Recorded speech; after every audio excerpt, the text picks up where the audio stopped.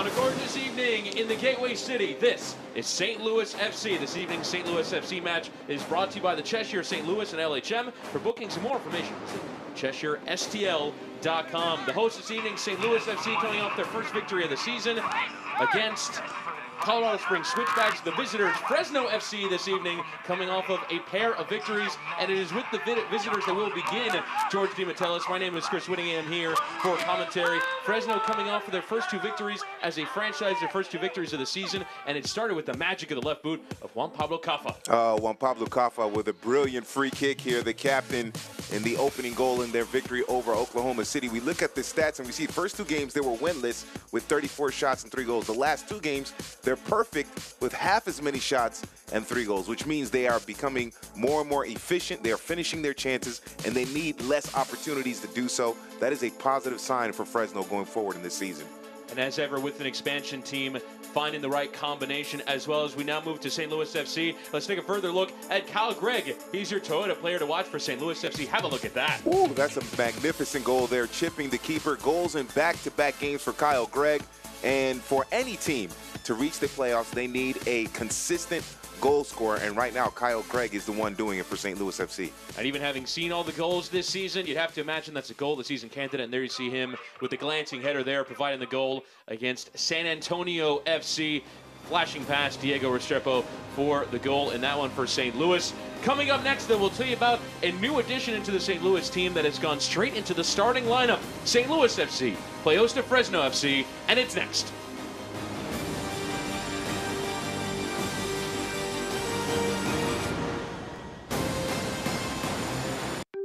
When you need quality electrical work for your home or business, look to the electricalconnection.org. Created as a partnership between IBEW Local 1 electricians and the St. Louis chapter of the National Electrical Contractors Association, the Electrical Connection has been setting the standard for electrical excellence in St. Louis for over 100 years. You can depend on our highly skilled and trained workforce, your #1 source for quality electrical and communication contractors, electricalconnection.org.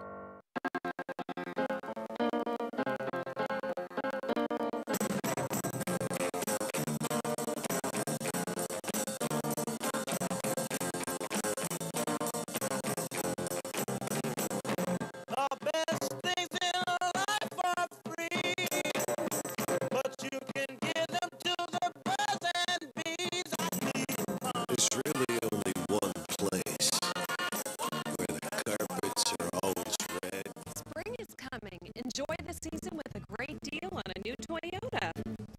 Like low APR financing on the technology-loaded Corolla, the adventurous RAV4, the rugged Tundra, and more. I'm rebuilding the deck? Yep. Okay. Lease a new 2018 RAV4 for $229 per month with $1,000 lease bonus cash. Or get 0% APR financing plus $500 bonus cash. Ready, set, go get your Toyota today. Toyota, let's go places. We're live from the Toyota Stadium this evening. St. Louis FC playing host to Fresno FC. You get a look there at Tony Roca. He will drop into midfield, in for the injured Wall Fall, and just signed a couple of days ago on loan from Orlando City, George. Yeah, Tony Roca will be an important part of that midfield, and they must have supreme confidence in him for him to get his first start basically 3 or 4 days after they acquired him. They figure he can slot into that midfield, and St. Louis won't miss a beat in terms of connecting with Gregg and Herzog up top. But we see his history there, and he's played collegiately at Tulsa, but Orlando City beat last year, so he has a potential to get better as a footballer. Orlando City B taking a year off on hiatus, so a couple of their guys in the bottom end of the roster are getting a chance in other places. Fresno rather, also playing host to some MLS players from Vancouver Whitecaps. So you see connections around MLS in these two teams. We now move to our starting lineups. Let's start first with the visitors, Fresno FC. 2 changes for them. One in the back, Corey Brown will come in for Mickey Daly. Christian Cheney is in for Noah Verhaven. Yeah, and look out for Jamal Johnson, 2 goals this season. He's the team leader for Fresno, and Bustamante and Cheney up top those three, the way they work together will be very important in terms of breaking up the St. Louis defense. For St. Louis, just the one change that we mentioned. Tony Roca is in for a wall fall into the center midfield. We mentioned Kyle Gregg in our open. Yeah, Kyle Gregg has been fabulous back-to-back games with a goal, and Herzog up top is someone who is familiar to USL fans from his days at Pittsburgh Riverhounds. He is a player that can score goals as well, but look out for Tony Roca. How he combines with Lewis Hilton in the midfield, how he connects with Gregg and Herzog, because he is more of an attack-minded midfielder, will be crucial in this matchup. As you get a look at the hosts this evening, still chilly nights in St. Louis at the Toyota Stadium, wearing their usual home greens. St. Louis FC coming in off their first victory of the campaign under new manager Anthony Poulos, the son of Tony Poulos, the now Middlesbrough manager, former Stoke, Crystal Palace, and West Brom, as well as you get a look at Poulos there on the sideline for the host St. Louis FC this evening. It sort of described the difference between managing Orlando City B the last couple of years and now St. Louis FC. Really a chance for him to sort of express his own ideas of management. Yeah, it's very important. I mean, when you have a father like Tony Poulos, who is, I call him the master saver, because he saves teams from going down to the second division. But when you have that kind of lineage, you want to create your own style, your own personality. He has said that he kind of disagrees with his father in some footballing principles. I suspect that means Anthony Poulos is going to be a little more attack-minded than his dad. His dad known as kind of a fan of Italian Catenaccio, which is more defensive. So that's interesting. But he has a great opportunity here to carve out his own name and his own path in managing professional football. So far, just one goal in every game for St. Louis FC. As we're underway, the visitors will get us started, going from right to left in their road whites. St. Louis in their home greens with the blue trim, going from left to right. St. Louis FC coming off their first victory of the season. Got an early goal, and it was a beaut from Kyle Gregg to open the scoring a week ago against Colorado Springs. Just 5 minutes in, they bunkered in. They survived the onslaught from Colorado Springs switchbacks and got the 1-0 victory, their first of the campaign. Meanwhile, for Fresno FC coming in off a pair of victories, 2-1 over OKC Energy, their first win at home. Juan Pablo Caffa with a terrific free kick. Rony Argueta with the second to seal the 3 points. And also a 1-0 victory away from home against Seattle Sounders 2. So 2 wins from 2 for Tulsa, or excuse me, for Fresno. As an opportunity is now on for St. Louis FC and Austin March. Low cross is sent in. It's pulled back, nearly an opportunity for Gregg to strike, but just bounced over him. Oh, well done early on for St. Louis. You can see looking very, very fast, energetic. Mart's getting deep into the area there and getting the service, connecting with Herzog. So good touch for Herzog early in this match. There's Bradley Condem Fawo giving possession away to Austin Marks. There's Jonathan Barton. Send it along in the direction of Gregg. Try and receive the ball, but dealt with well by Ramon Martin Del Campo. Last year with Ottawa Fury in USL. Partnering alongside Corey Brown, the New Zealand Youth International, just turned 22 this week. Signed after being drafted by Vancouver. And every time you have a goal scorer that is coming into a match, performing well, scoring goals that is hot, it's up to those center backs to neutralize him in order to prevent him from getting another goal. Jonathan Barton. March will flick for Corey Herzog on the turn. Even with the debutant for St. Louis this evening, Tony Roca crosses it towards Gregg. Coming out to punch was Kyle Rainish, and a severe coming together in the penalty area as Gregg took out Kyle Rainish. And this actually brings up an interesting talking point, George. Fresno FC without a backup goalkeeper on their bench, and straight away he is down after a major collision. Yeah, this is a nightmare scenario for the goalkeeping situation for Adam Smith of Fresno. If Kyle Rainish is unable to continue, looks like he's going to be okay, but a new team, a new club with obviously don't quite have the depth yet, and so they have to rely on, in this situation, just one goalkeeper, and fingers crossed he's okay. So we'll see what happens if he is unable to continue, which I believe he will be able to continue, so that's a good thing. But that could work in their favor for St. Louis FC if Fresno are forced to play someone from the outfield as a backup goalkeeper. But it looks like Kyle Rainish is going to be okay, so that's a good thing. Did seem to be bleeding a bit from his mouth. As you see there, medical staff will tend to the 34-year-old goalkeeper third choice with Atlanta United a year ago. And despite being in pro soccer for a long time, has mainly served as a backup keeper. 38 pro appearances, age 34, with New York Cosmos, Real Salt Lake, New York Red Bull, Chicago Fire, and last year with Atlanta. Now getting a more regular run of games, bleeding. Yep, from the chin. Goalkeepers are very brave because Kyle Gregg is not a small man. That is a big man. And he came out, challenged, won the possession back, won the foul for Fresno. But we're obviously early on we're seeing a 4-4-1-1, if you will. It's Herzog dropping back in the middle behind Gregg. You can even say maybe 4-2-3-1 with Roca and Hilton as the double pivot, and then Dakers and Martz out wide, and Herzog dropping into that hole behind Gregg. So the target player on that collision was Kyle Gregg. So they're looking to get him involved early. And obviously when you have a hot goal scorer like that, back-to-back games with a goal, you want to get him as many touches as quickly as possible, as soon as possible. See there, Adam Smith, the manager for Fresno FC, with the concern knowing he doesn't have a goalkeeper available to him, so just wants to get the bleeding taken care of, and that's what the trainer will do. Adam Smith coming over from Sacramento Republic, where he was an assistant manager.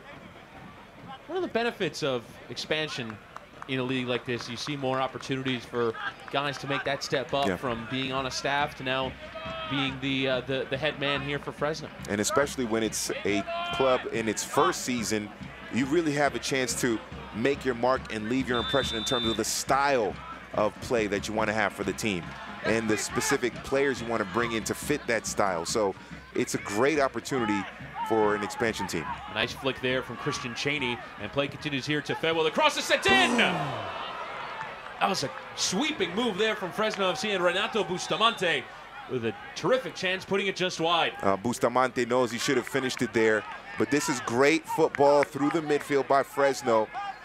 It was a through ball, and that's the left back, Camden Fedwell, coming through. Great through ball, sent through the midfield by Kafa, and then Bustamante on the wrong end, unable to finish it there. But still, they caught St. Louis's defense sleeping, and the right pass into space with the right weight is always going to disconnect and throw that defense into confusion. That's what happened there. Quality opportunity at either end. It's good work there from Christian Cheney again. They'll play it short here for Bustamante. Kafa will flick it to this right-hand side where Jamal Johnson will pick the ball up. He's a run of possession here for Fresno FC. Beto Navarro will clip the cross in. Away by Barden. We'll come back to the Foxes, the nickname they've gone for in Fresno.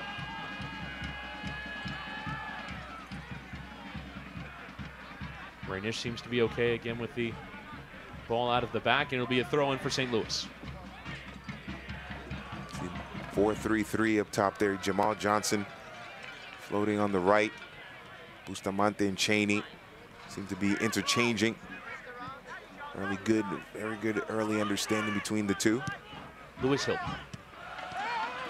Flicked on opportunity there by Herzog, and an intervention there by Dani Barrera in midfield. An interesting central partnership in Barrera and the number 9, Pedro Ribeiro, the Brazilian, who's brought in to be a target forward and has kind of drifted further and further back, and now is playing in a holding role in the center of the park for Fresno. This one, Pablo Kafa, scorer of a delightful free kick a week ago against OKC Energy. And Bustamante was trying to get underneath it and win just outside of the penalty area, but is judged to have fouled the defender. It'll be a free kick for St. Louis. Yeah, you mentioned Pedro Ribeiro in the midfield. You don't see midfielders wear the number 9 that often, so that's an indication of what he was originally brought in to do. But Fresno, a young team, first season, they're still experimenting a little bit, putting players in positions to see how they perform. Herzog for Kadeem Dakers. On this left-hand side, he'll send the left-footed cross in, going to sail over everyone. Chasing it there is Austin Martz. Barden maintains for St. Louis. Tony Roca. Sean Reynolds, the USL Team of the Week for for a clearance off the line. That preserved the 1-0 advantage for St. Louis a week ago. That eventually led to their first victory of the campaign. 3 goals in 3 games this season, 1 in each. Turned them a draw away at Rio Grande Valley, a loss away to San Antonio, and a home win over Colorado Springs.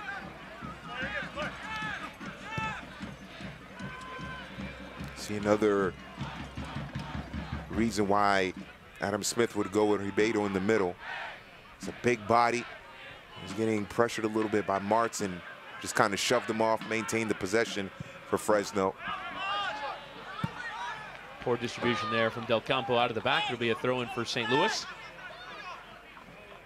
Toyota Stadium, the venue for this match at the Worldwide Technology Soccer Park. Here we go, St. Louis averaging a little more than 4,500 fans per game. Imagine as the weather gets a little better, we'll start to see that number climb up a little bit. This long ball is sent for Corey Herzog. He'll run at the defender, he'll keep possession, a little bit of a pocket of space there, left foot attempt! And it was decent from Corey Herzog.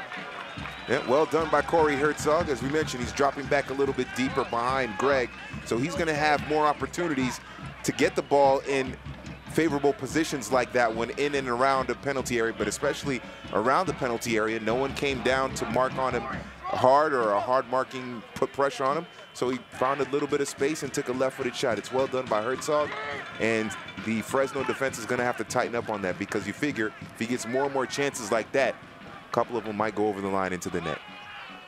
Quality goal scorer at USL level. Scored 28 times in 62 appearances for Pittsburgh Riverhounds the last 2 seasons. Does have MLS experience as well.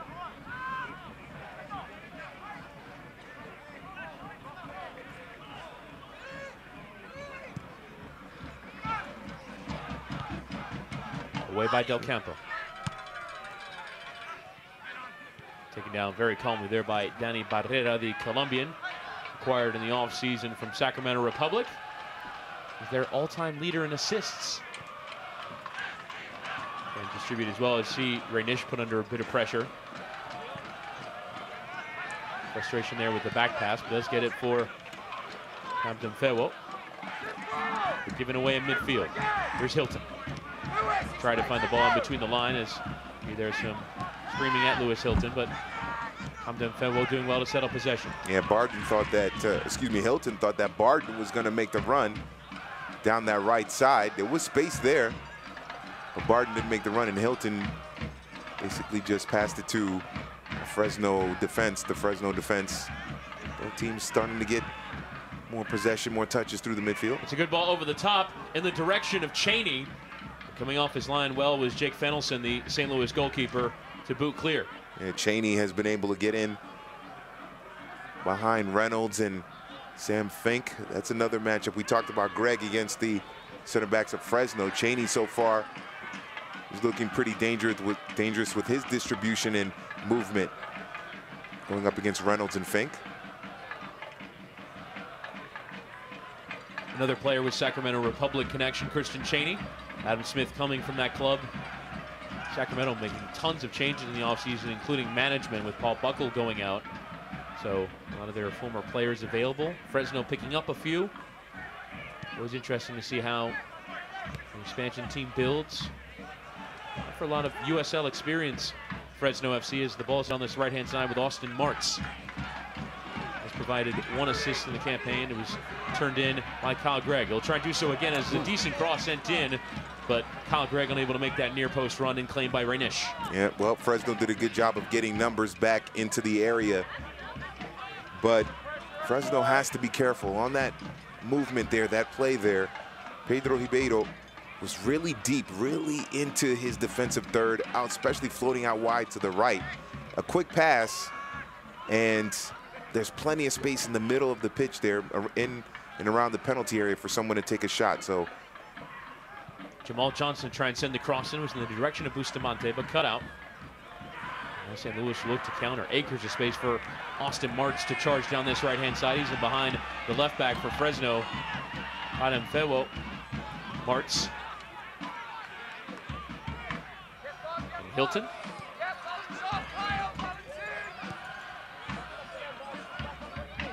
Marks again.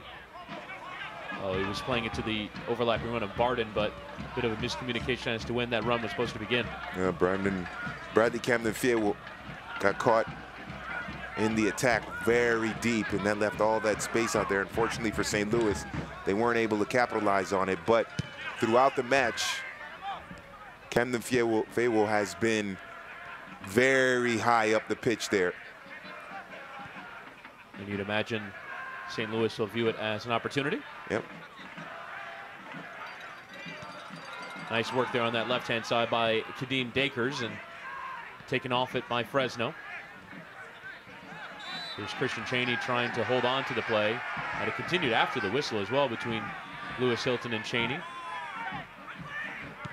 Might be an interesting one to watch going forward. Yeah, want your center midfielders to get on the nerves of the opposition center forwards. Marks with a decent ball into the channel, but the defenders, including Corey Brown,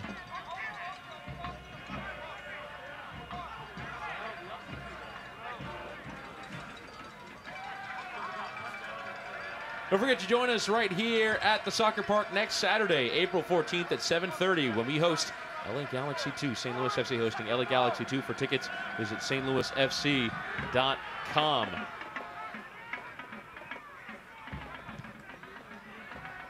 Jamal Johnson's ball cut out there by Kyle Culbertson. Comes from NASL with Puerto Rico FC. Kind of drifted between left back and left wing positions. So we can get forward and aid in the attack.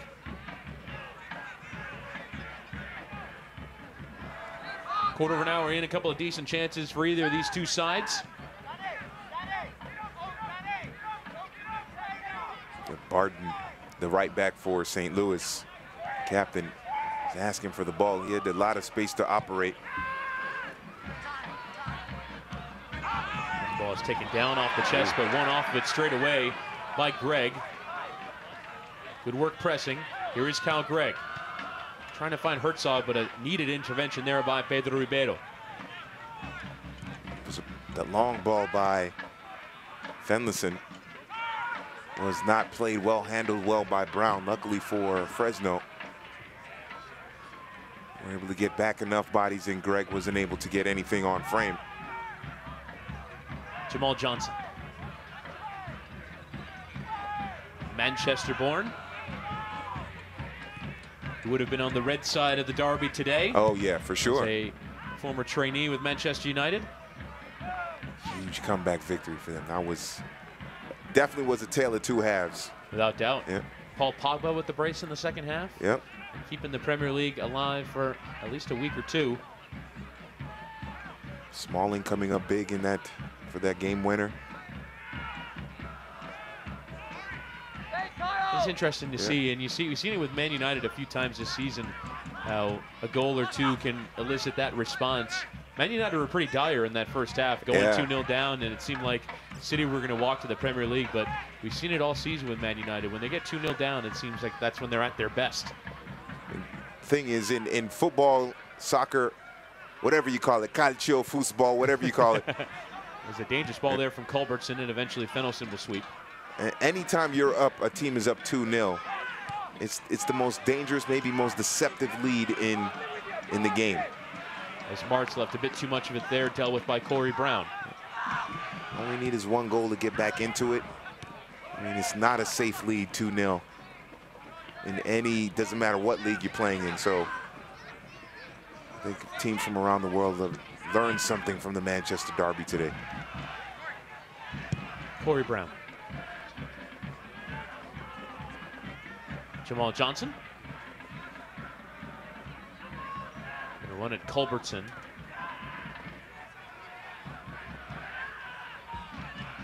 See how spread out the defenders get. They get pretty far up the pitch. Yep, a lot of width. Both wing backs are playing very high up, with Camden Faywood a little bit higher up than Beto Navarro. But you can see they're basically three in the back when they go to attack. The ball is sent long in the direction of Camden Fenwa, who's Well, pretty far forward. It's actually the furthest man forward at this point. Yep. As Barrera unable to settle. Be a throw-in for St. Louis.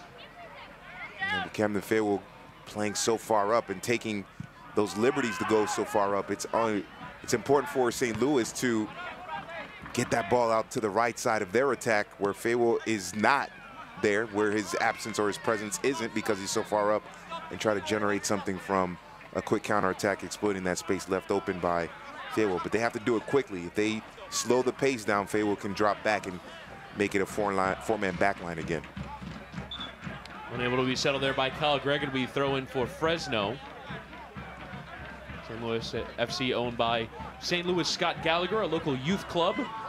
Produced a number of players into the professional game and into the St. Louis team. Most notable product at the moment is Josh Sargent, promising young American player playing for Werder Bremen in the Bundesliga. Yep, heard great things about Josh Sargent, especially in their run recently.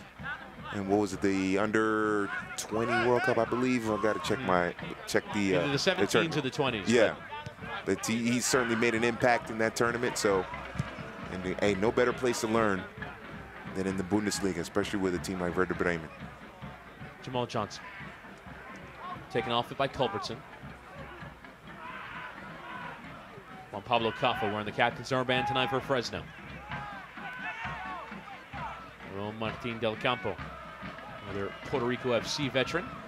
Along with Culbertson as the ball is sent along over the top towards Bustamante into the penalty area. He stays on side, but taken it off it very well by the USL Team of the Week player Sean Reynolds. Came over from Louisville City, was with the title-winning side a year ago. Been partnering alongside Sam Fink. We've seen a lot of introductions into the St. Louis side of players with pedigree in this league. Like Corey Herzog, like Sean Reynolds. So Fresno, they're struggling. Every time they've had anything positive going forward, or I should say in the last 10 minutes, it's been long balls over the top for Fresno. St. Louis looking very well organized in their defensive half and forcing Fresno to play the ball back to the defenders. Jamal Johnson and Tony Roca there with a interesting challenge, won by Fresno.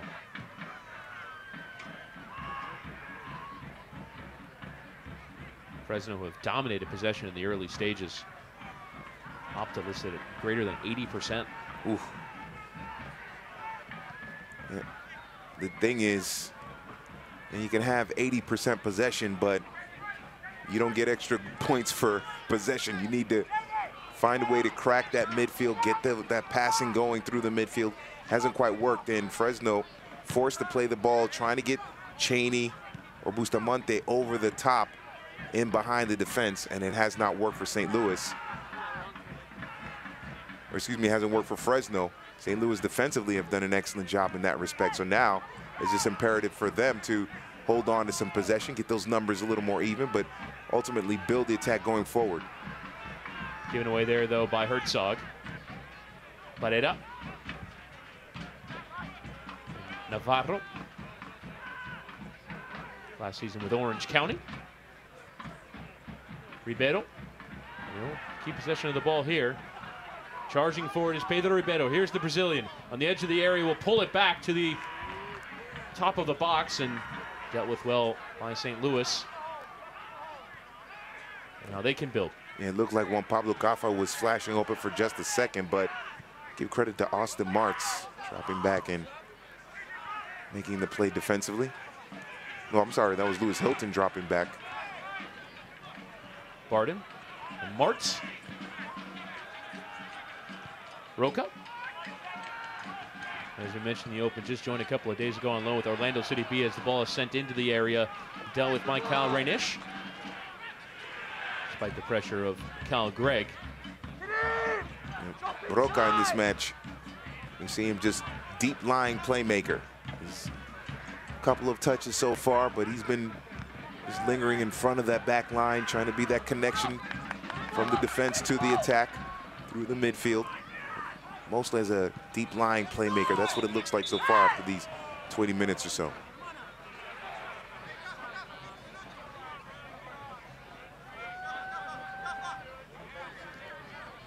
As Kaffa will deliberately allow his team to get set by throwing the ball high into the air. Savvy move by the 33-year-old Argentinian, who is a veteran of the Spanish Primera with Real Betis. Last year with Tulsa, 9 goals and 8 assists. Might have seen his terrific free kick goal. Had the misfortune of being scored as the same week as Kyle Gregg's. Might have been overshadowed as best goal of the weekend.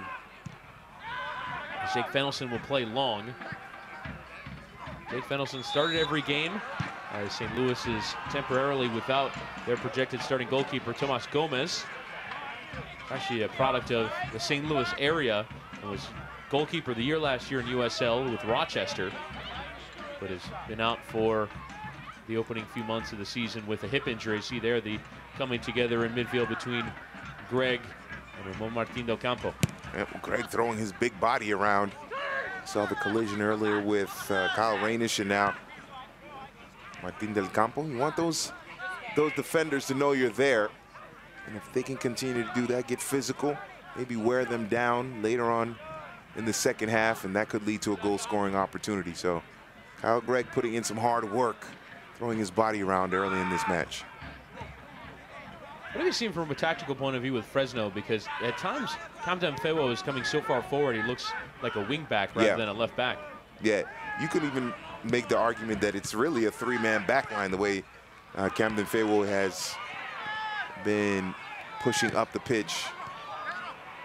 As Ribeiro wins it in midfield. Ribeiro has been dropping back kind of to cover that space sometimes. And able to get there with pace as the ball is in towards Martz. Cut out there by Corey Brown. And dealt with by Ribeiro as well.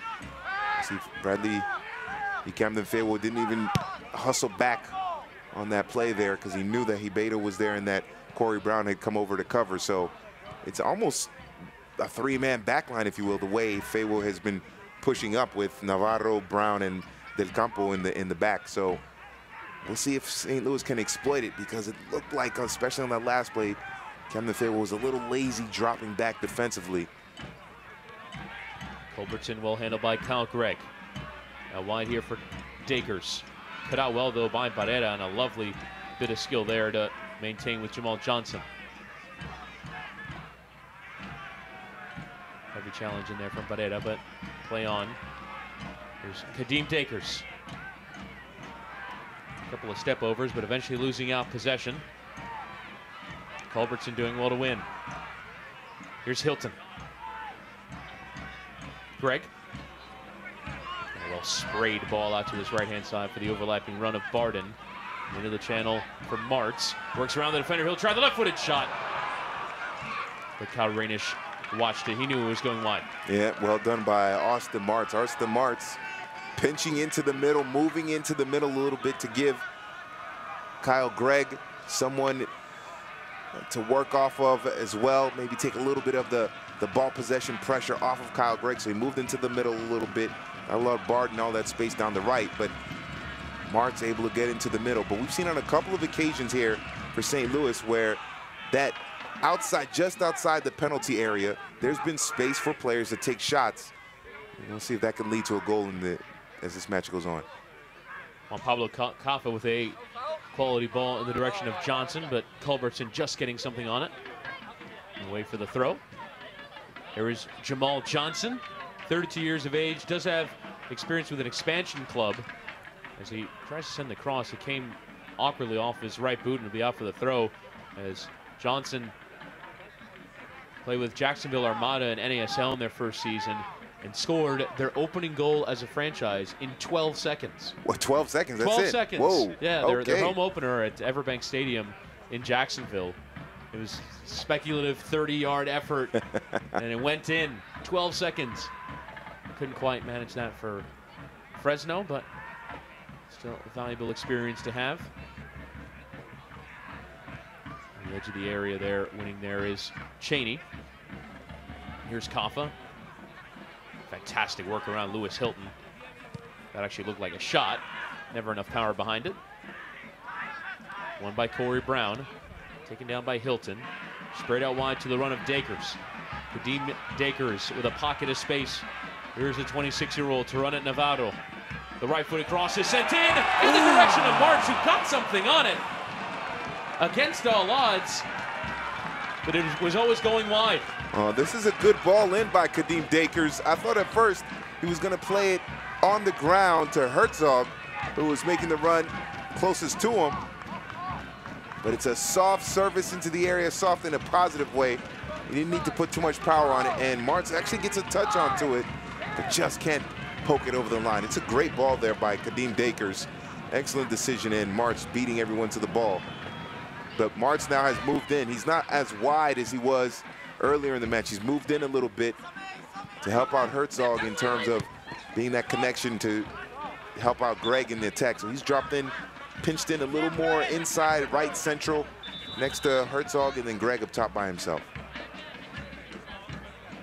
And we've seen during this campaign Dakers and Martz on opposite flanks. So Dakers does have the ability to cut onto his right. As you see there, playing that cross in. It was really good service from Rosedale, New York native, as John Freeman puts whistle to lips. This free kick was given for Fresno. Well, Herzog thought that it would go his way, but that wasn't quite the case. We've seen even Martz drop back in the middle defensively as well. See their managers having a conversation with the fourth official. Dakers. Cut out by Navarro.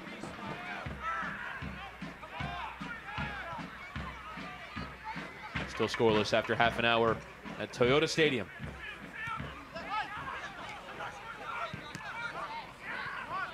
Be sure to visit one of these 7 local St. Louis area Toyota dealers today.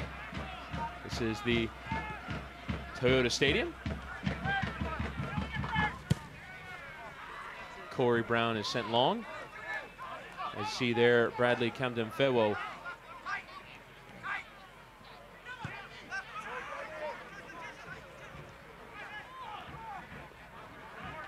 Losing out there was Christian Chaney. In the center of the park there is Tony Roca. Opportunity to break for St. Louis. Out wide for Austin Martz. Plenty of space for him to run into. Again into the area. Look cross is sent in! And it was just behind Kyle Gregg.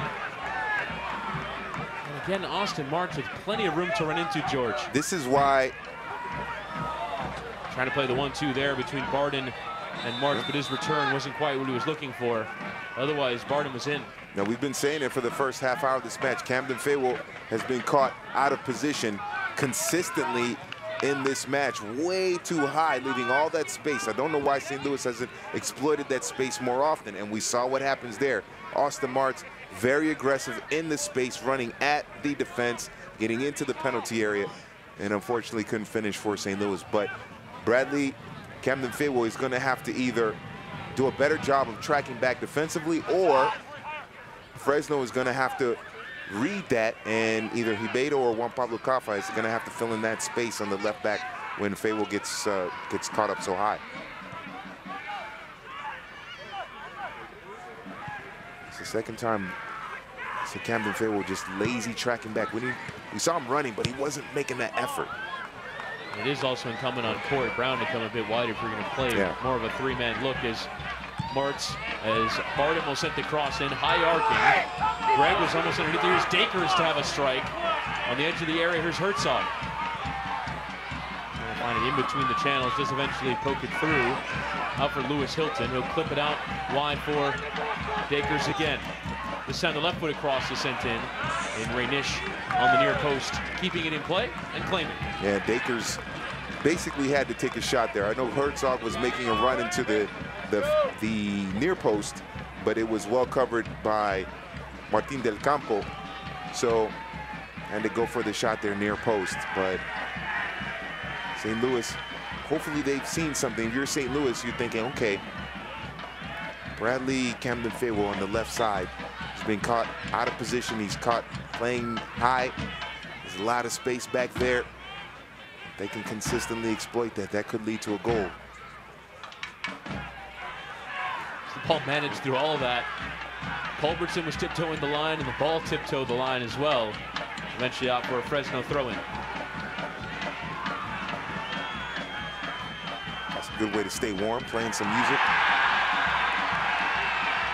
As Novato, I'm not sure if that's a free kick or a throw, but it did look like Novato was doing keepy-ups and it bounced off his arm. There you see the St. Louligans in behind that goal. Making sure that John Freeman knows what their viewpoints are. It indeed will be a free kick there. Just a mishandled bit of possession there from Novato. And the big guy playing the drums should be playing the tuba. Yeah, big dude. So right, as long as you make music, makes you happy, it's all good. Lewis Hilton, Kyle Culbertson. Culbertson now trot away as it's Hilton who will take the free kick. Not a ton of space there with the advertising hoarding pretty close to the end line. This is all about technique. The referee making sure that ball is near the vanishing square that he laid out. As referee Freeman now have a conversation with a pair of players in the area. Seemed like a bit too much contact between them. Kyle Gregg among those in there. Cheney. Yeah. Two of the bigger players on this pitch. As now Hilton consented the service. And it's punched away by Raynish. They could have had opportunity to catch that, but elects to make sure, and it'll be out for the throw. Yep, don't want to take any chances. Play it safe.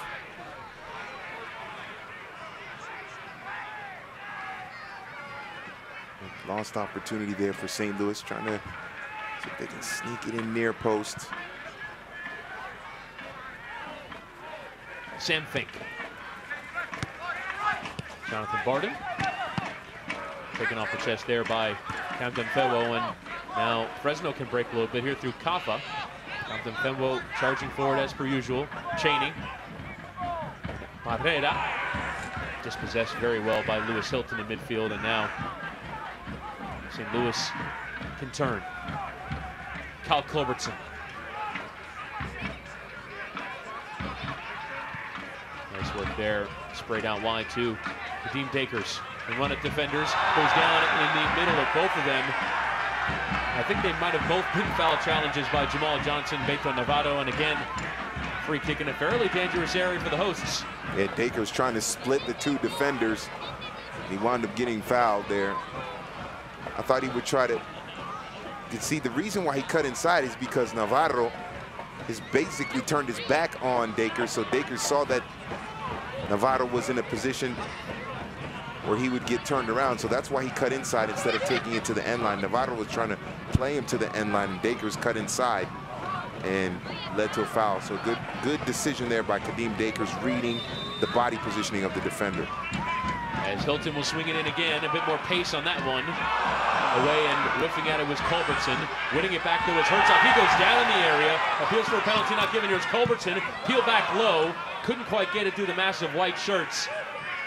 Fresno survive. Yep.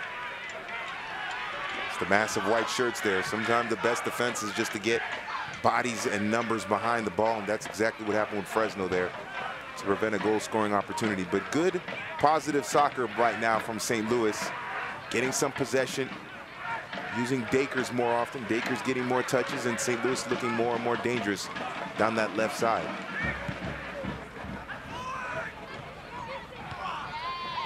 Ball is sent along to Camden Fenwo. Well handled there by Roca in midfield. So we can tell you USL games will now be seen on a new home. ESPN Plus is the new streaming home of the USL in the United States. Watch all the action throughout the 2018 regular season and USL Cup playoffs starting on Saturday, April 14th. Visit USLsoccer.com for more details. ESPN Plus, new service provided by the four-letter number. Gets a decent ball over the top by Herzog. Going down the area was Greg. Sliding it was Raynish.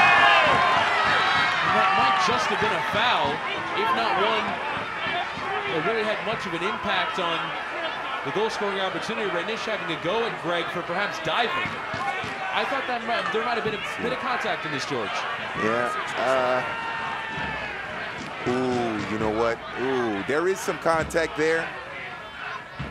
And the goalkeeper does not get the ball. The thing is, Kyle Gregg does make a bit of a meal of it. That's exactly what I was thinking. I'm thinking if Gregg actually makes an effort to stay on his feet and go for the ball, I think it would have been a legitimate penalty. But because he makes a meal of it, kind of goes down easy, the referee says, no penalty there. But there was contact, and Rainish doesn't make it clear. It was fairly awkward and clumsy from him as well. Absolutely, and that was the reason there. Ribeiro trying to return for Bustamante, tries to slide to keep it in play, and it fouls Culbertson in the process.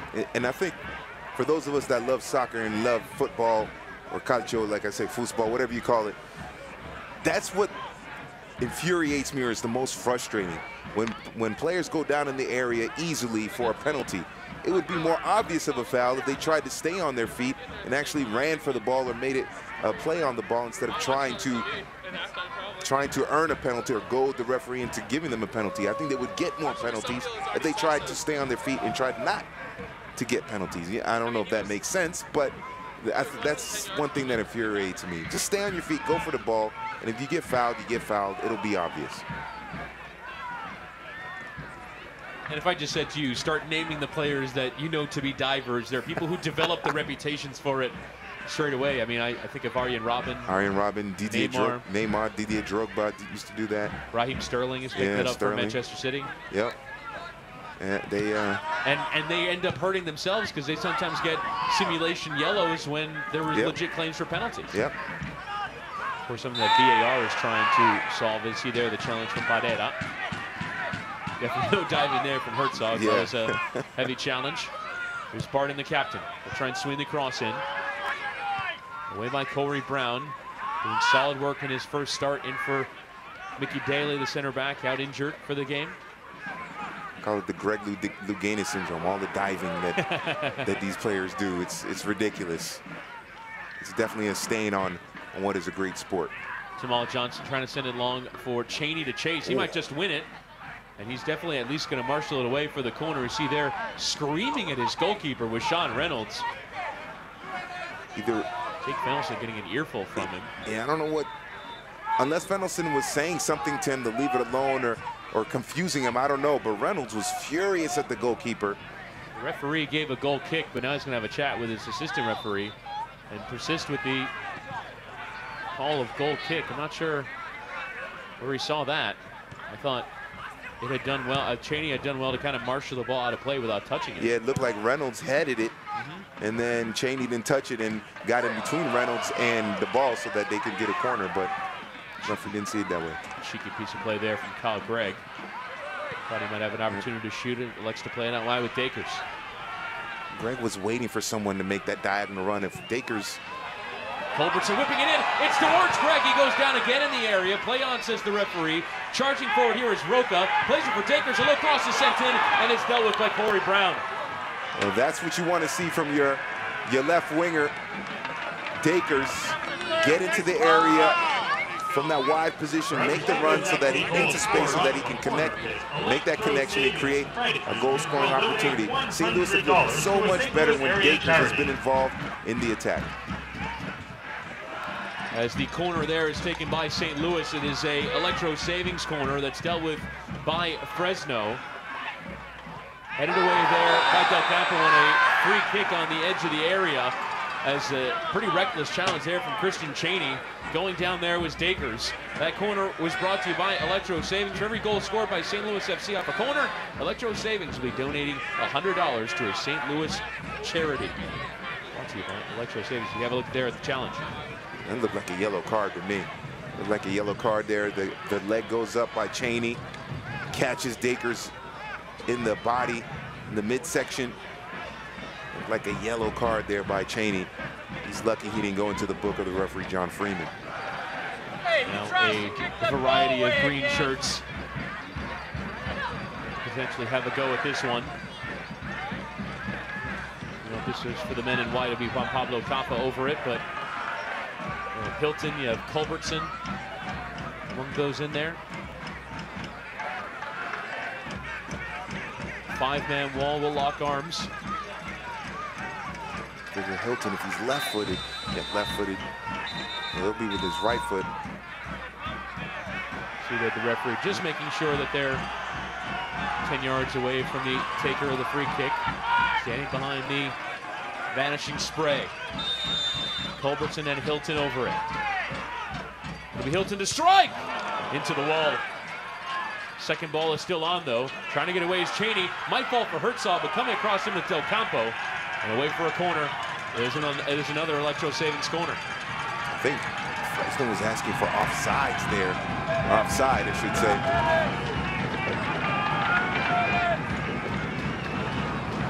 Another in-swinger from Hilton. Just moving the advertising boarding a little bit so he has a bit more room to swing it in. It's low, it's on the near post. Not the best of deliveries, and Jamal Johnson will clear. Oh, and Herzog was asking for it. Herzog, number 11 in the green. He was unmarked at the top of the penalty area. He was waving his hands, trying to get Hilton to connect with him.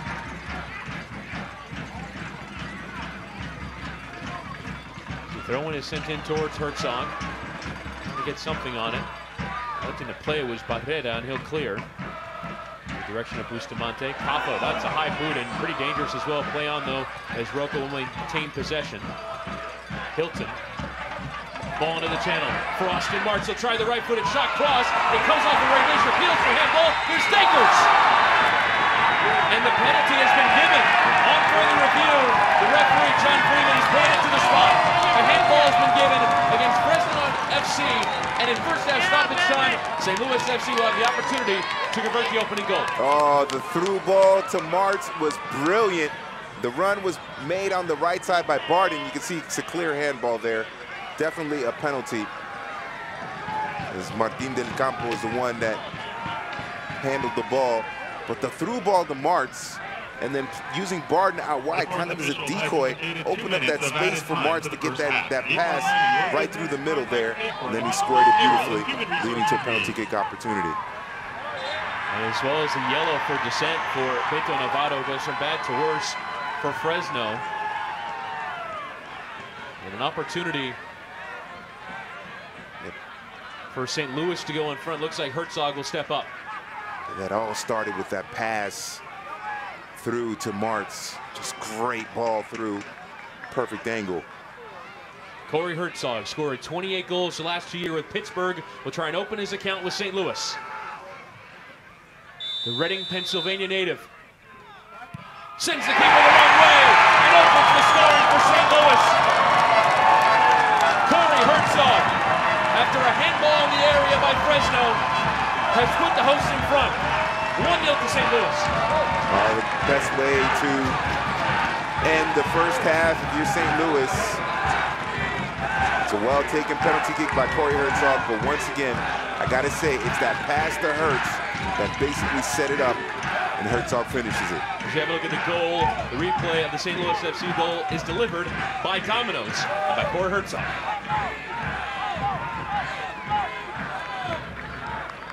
Now for St. Louis, I can't stop. great way to finish the first half. Can they duplicate that in the second half? Because now they're starting to find those holes in the back line of Fresno. Scored by number 11, Corey Herzog opens his account for St. Louis FC, now leading by a goal to nil. Last week they got the goal in the 5th minute and held on for 85. Based off the way the last 15 minutes of that first half played out, you imagine St. Louis will also pin their ears back to maybe try and get a second for the first time this year. As the ball will be sent long off the free kick, Cheney will try and win it in the area. He does, but the second ball is won by Lewis Hilton. Ribeiro to take it down. Johnson, they'll send it into the area again towards Cheney. Headed down by Barden and away by Martz. And you can see St. Louis, the way they are organizing themselves defensively. We've already had our minimum of 2. Again, Cheney the target, and again dealt with this time by Culbertson.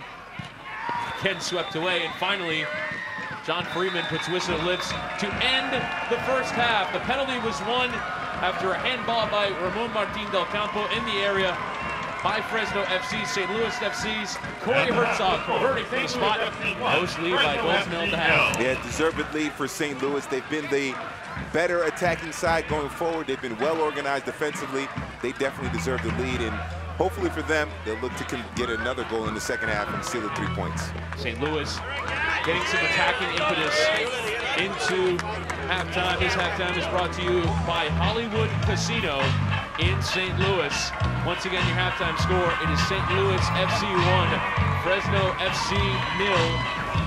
The penalty put away by Corey Herzog to open his account for St. Louis and open the scoring in this match. They lead the expansion side by a goal to 0 at the end of 1.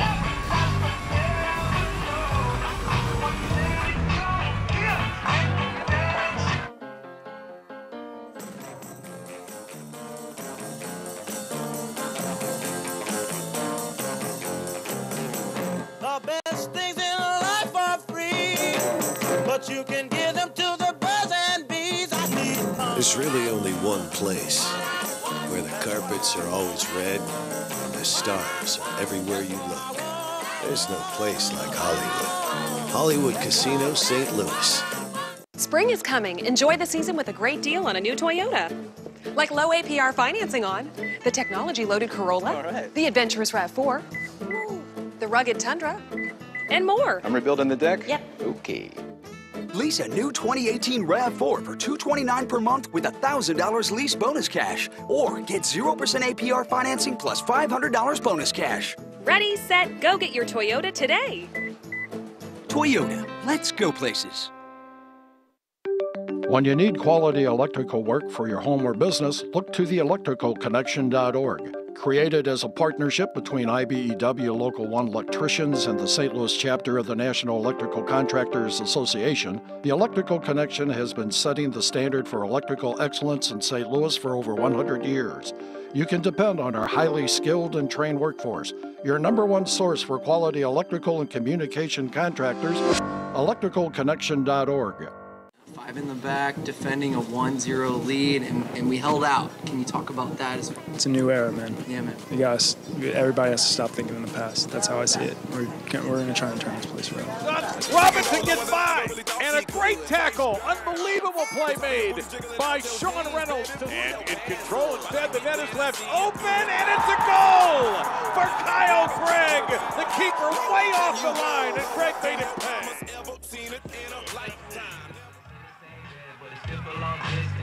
As Sean Reynolds describes, it's a new era for St. Louis FC. St. Louis FC leading by a goal to 0 over Fresno FC. As we get to our Hollywood Casino halftime, the feet are the most important part of the footballer's body. And when it comes to choosing the best pair of cleats, there are plenty of options. For some players, it's less about style and more about comfort. For Sean Reynolds, it's all about keeping his boots polished and looking sharp. See how the St. Louis FC defender keeps his boots polished and ready for action in this edition of Reynolds Round. Oh, I'll call her back later. Mom's called, probably trying to figure out what I'm doing right now. Just got done having lunch, getting ready for a game this weekend. Gotta go get the boots ready. Jonesy! How are you, my friend? Good to see you again. Good to see you, big This is guy. our goalkeeping coach, Brian Jones. He's always smiling. It's because of this guy. Yeah. It's easy to smile when you're around this guy. Yeah, it's true. It's true. How could you not love a face like this? Vega, I'm going to do my boots now, so they'll be in the. Yeah, you did. The door is open. Quick! Pillage, plunder. Get these boots nice and done.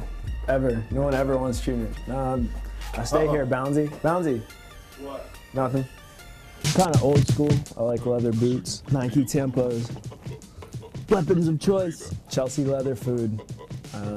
If you know, you know. It's that simple. I try and do this every day, every other day. Have my little rag here. We'll start with the practice boots. Just get a nice coating on that leather. My mom actually taught me this. She was in the Air Force. So they'd have days where they'd have to wear their combat boots and march around. So she'd always have to get her boots nice and shiny. Days of old when those guys just wore all leather boots. I mean, you hear stories about you'd have the rookies or the academy guys would have to shine the boots for the pros. Got these done. Now it's time for the Black Panthers. I love all black cleats. Something about them. Everybody likes bright colors nowadays. It's all about the all blacks.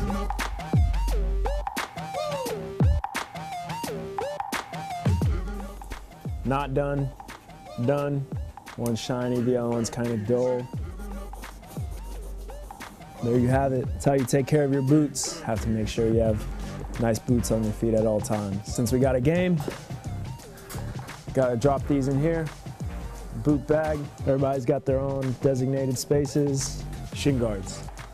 Gotta remember the shin guards. Just in case you have to go into some tough tackles. Want to try and stay protected at all times. And there you have it. Hopefully see you guys at our next game. Take care.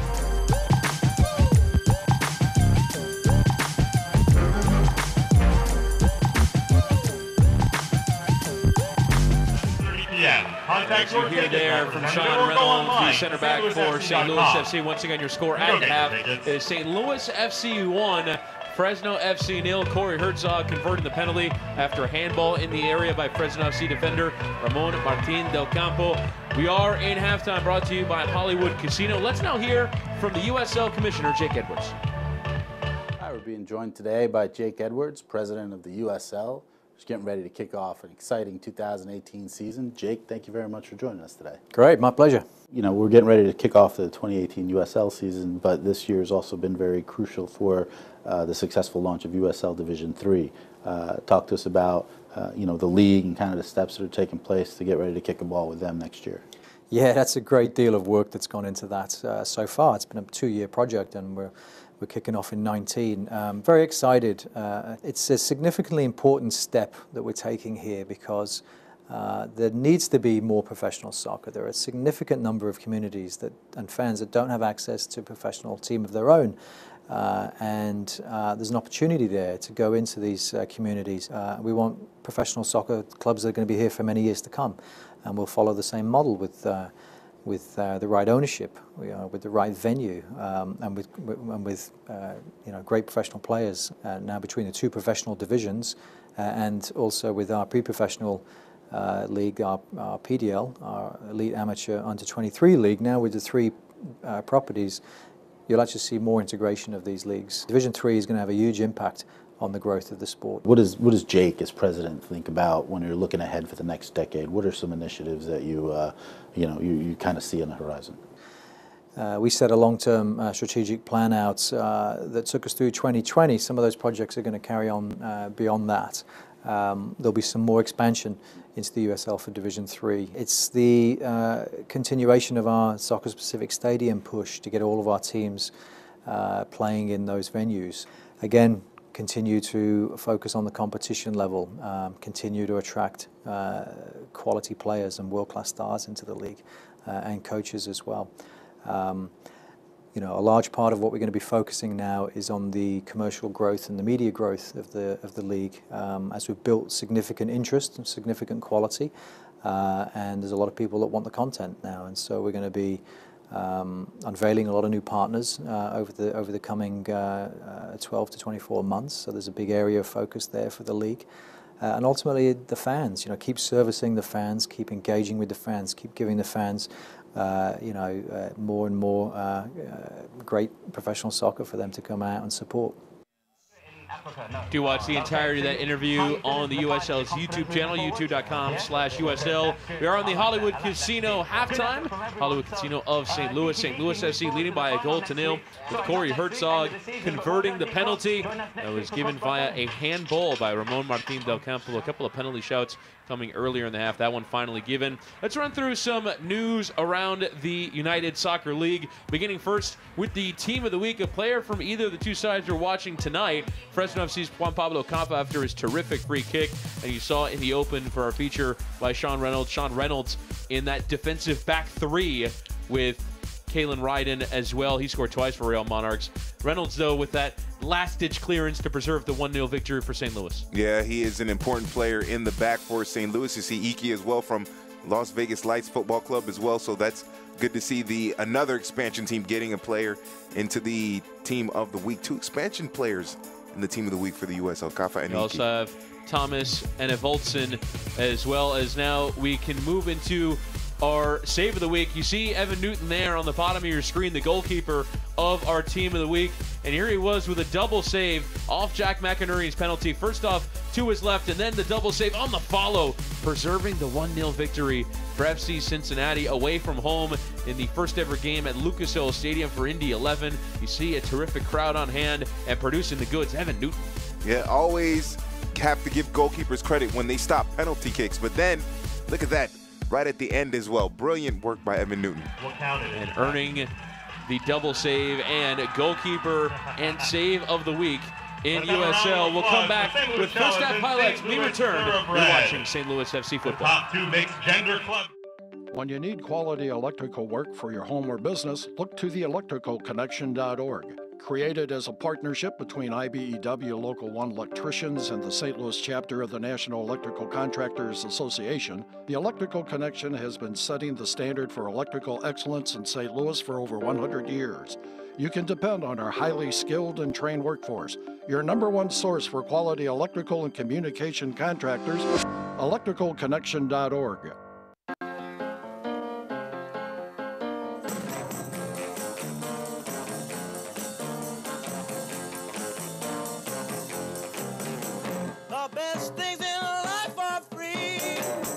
You can give them to the birds and bees.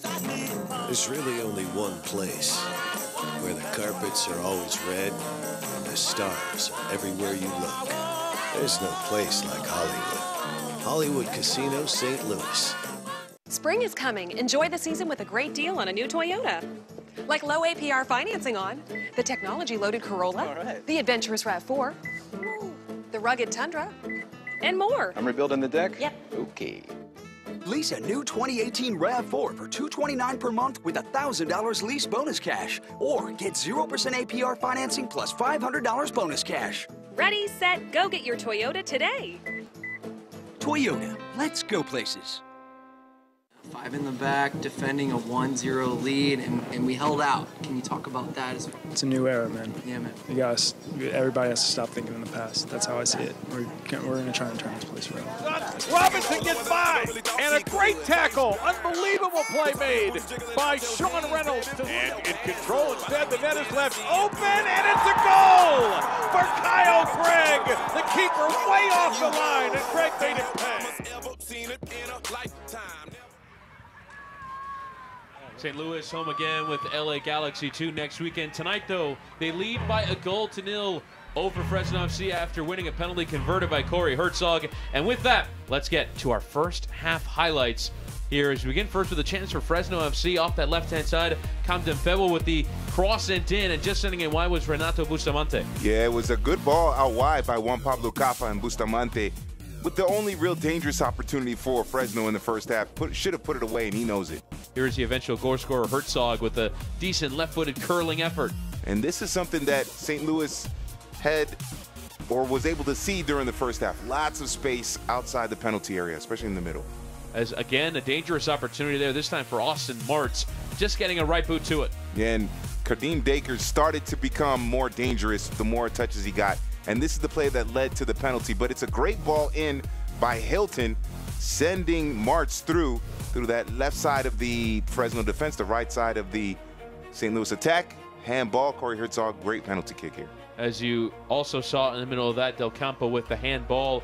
Kind of harsh on him as well, as the ball was kind of deflected through and just bounced onto his hand. As you have a look here at the final possession I mentioned earlier, it was pretty lopsided earlier in the half for Fresno. St. Louis FC climbing back to having the majority of the possession. And you mentioned just the one chance for Fresno, not getting enough shots off. Yeah, what happened was St. Louis, they started to get more possession, but when Fresno did get the ball, St. Louis was so well organized defensively that Fresno was just forced to try to play the ball over the top, skipping the lines in order to get it to Cheney and Bustamante, and it just didn't work. It was great work by St. Louis's defense to keep Fresno to play long balls, and that's easy to defend.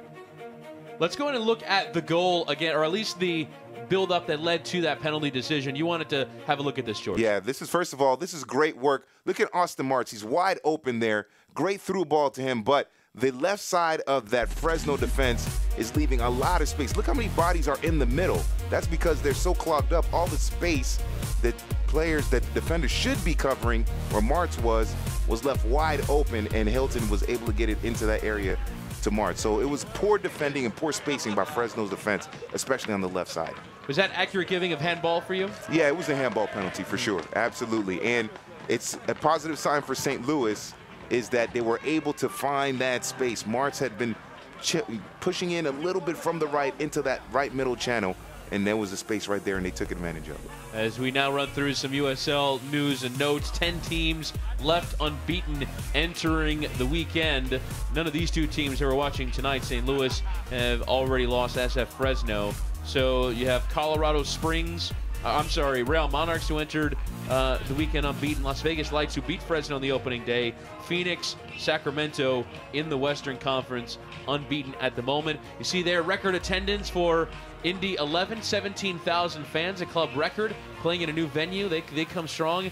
And you look at Phoenix as well in terms of the way that they are hosting some quality players and some quality experiences as well. Yeah, Phoenix is a club that is on the rise. Well, Phoenix Rising, obviously.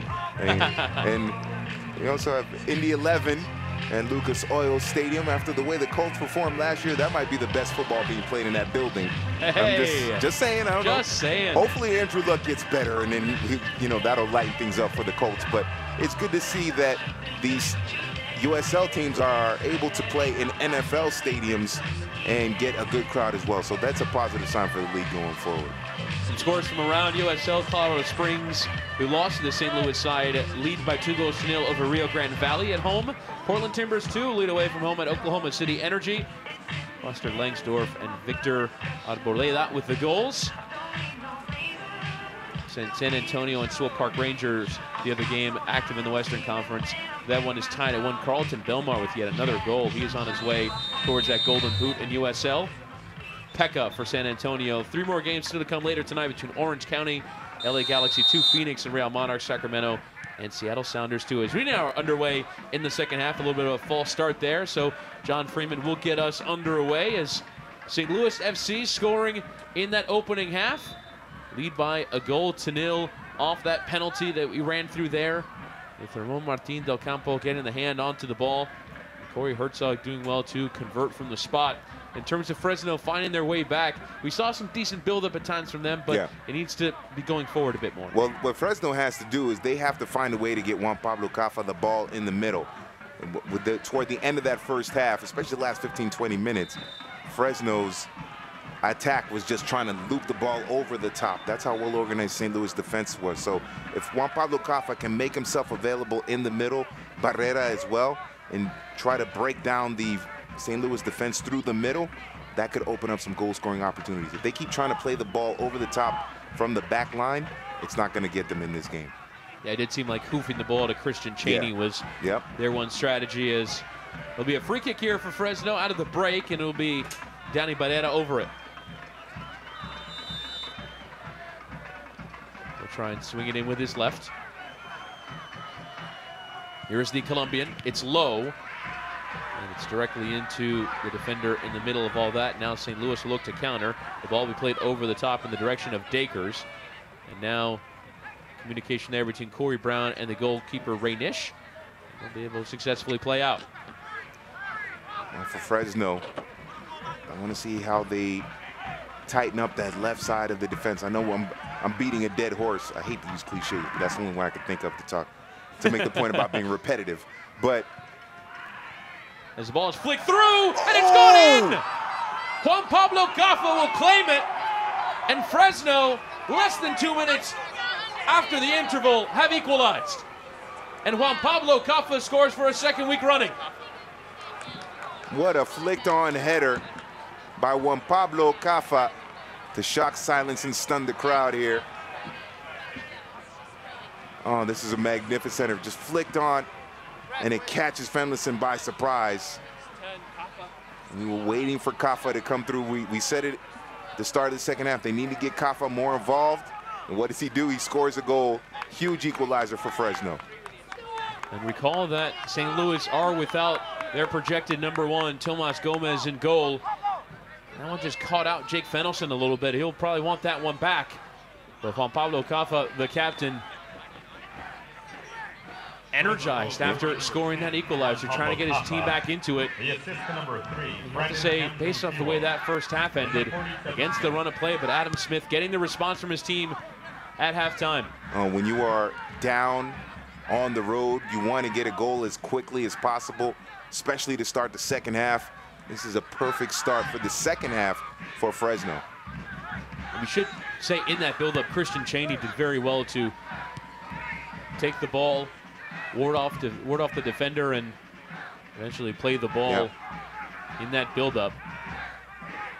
Pablo Caffa equalizing for Fresno. Came on here in the second half. Reynolds. Kyle Culbertson. Tony Roca, who we mentioned in the open, new into the team on loan from Orlando City. Played with Anthony Poulos at Orlando City B.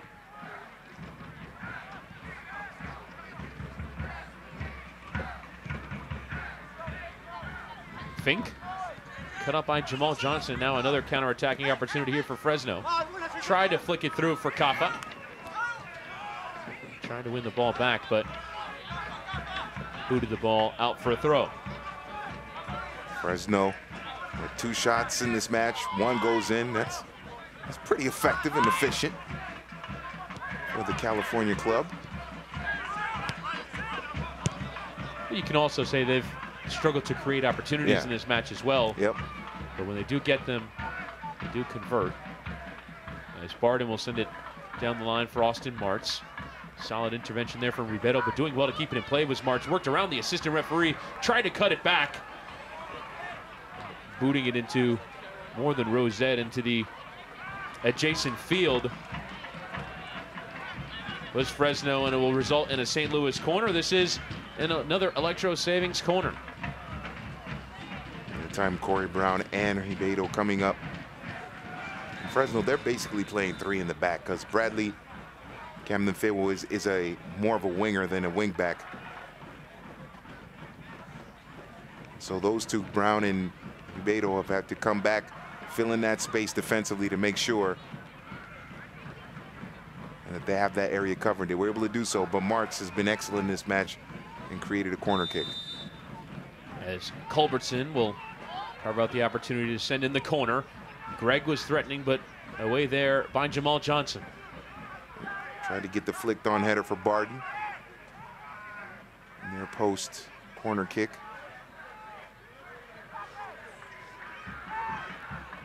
One thing about the advertising hoardings being so close to the pitch, so you can't get your Tony Poulos style long throw launched into the area. There's not enough room, there's not enough momentum. Just remember Rory DeLapp launching those in for his Stoke teams. They're so known for their very pronounced style. Long ball. Big guys too, real rough. Peter Crouch played for Stoke, 6'8". Yeah. Ryan Shawcross. Yes. Memory lane with Tony Poulos in Stoke City, And the amazing thing is that his teams never go down. Yeah. But by the end, fans always seem to grow tired of the defensive style, and yet he can just throw his hands up and say, it's effective. Yeah. I get you victories, I keep you in the Premier League, but apparently that's not what some fans want. The West Bromwich Albion fans might be regretting that. Oh, yeah. After they're well on their way to going down. They'll be in the championship next year after sacking Tony Poulos. I think after a couple of seasons, okay, salvation is enough. They want a challenge for Europe, and unfortunately, not even challenge for Europe, but just play a little bit more enterprising football. Yeah. And because in the end, it's entertainment. People want to be entertained. We want your team. We want your team to win, or our team to win. But at the same time, you know, if you can get some entertainment out of it, that adds on to it. But unfortunately, Tony Poulos doesn't play the most entertaining style. It's effective in keeping teams up in the Premier League, but taking that next step to entertainment in Europa, not quite. But that doesn't mean he's a terrible football manager. He's well respected all over the world for his football tactics in his mind. Here on the ball is Christian Chaney working around multiple defenders, took a deflection on the way through, and Fennelson's going to rush out to make sure he gets his hands on this one. Poulos now in the championship with Middlesbrough. He was actually fired by West Brom on the same day that Anthony Poulos got the job at St. Louis FC. Whoa. A bit of serendipity in that. Yeah, for sure. Tony Poulos, of course, with his reputation, will mostly have work in the English game pretty well whenever he wants it. Now in the playoff places in the championship with Borough. Trying to get the Smoggies back up. As Greg first time plays it out wide to Dakers, but well taken care of by Jamal Johnson. But he kind of pulled up lame there as he was trying to boot it away. Gives away the throw, and the referee will stop play. That looked awkward and non-contact. Yeah, that's... Don't know if it's some kind of muscle pull. Maybe a groin situation or a back, the way he's standing there. Sitting there might be, I don't know, but as you mentioned, very awkward the way he went down. He's favoring the groin area. As he will stay down. Will they know what's going on around USL in terms of scores? Told you about the Western Conference scores. On the entirety of the scoreboard, Pittsburgh Riverhounds get a 4-0 victory over Toronto FC 2. Neko Brett with a hat trick in that one. As you have a look here at just what happened here, I'd be curious as to what happened, because he looked like he was going to turn there and clear up field, but goes down, and based off the way he's being treated, it seemed like either cramp or a pull of either the groin or the hamstring. Maybe overextended himself a little bit, got stretched out a little wider than he wanted to or was capable of or flexible of, so it could be the situation there. Usually those non-contact injuries are the worst or need the most time to rehab from or recuperate from, so hopefully it's not anything serious. Noah Verhoeven, the most obvious replacement on the bench at the moment. So if he is required to come off, you see there him putting on the jacket, you'd imagine that's probably the end of his night. So Jamal Johnson will come off. We'll see how Adam Smith, the Fresno manager, handles this, as he does limp back to the bench.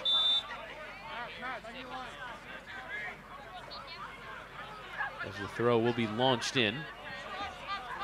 Put down there by Chaney. So Fresno temporarily playing down to 10. Barden into the channel for Austin Martz to chase on the byline. Plays it off of Ribeiro and out for the throw. Yeah, it's obvious now that what Adam Smith has done to make sure that left side of their defense is solid and to prevent Martz from being dangerous down the right side, it's Ribeiro and Corey Brown coming over to fill that space. Also Camden Fenway, I should say,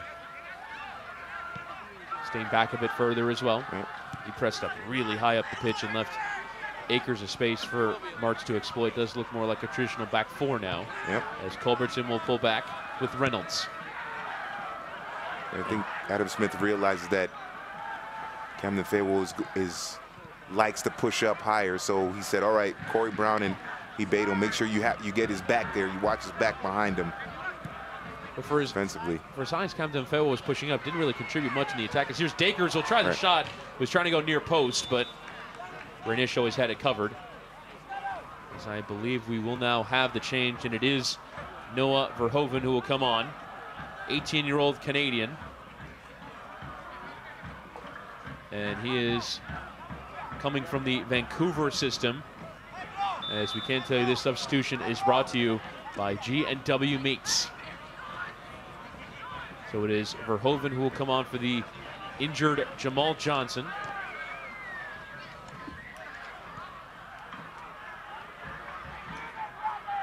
And he'll be like for like on that right-hand side where Johnson was playing. Navarro. I wonder if he's related to the director, the movie director, Paul Verhoeven. It's not in my notes. Oh, okay. Perhaps not. I saw Total Recall on Netflix, that's why, or on Hulu, that's why it came to my head, that's why. Verhoeven did come up through the Vancouver youth system from age 9. 3 seasons with their development academy team, not on loan, is actually now a player for Fresno FC. You have a few other Vancouver Whitecaps on the bench, including Turin Campbell. Vancouver Whitecaps did have a team in USL the last few years, electing instead to go the affiliate route.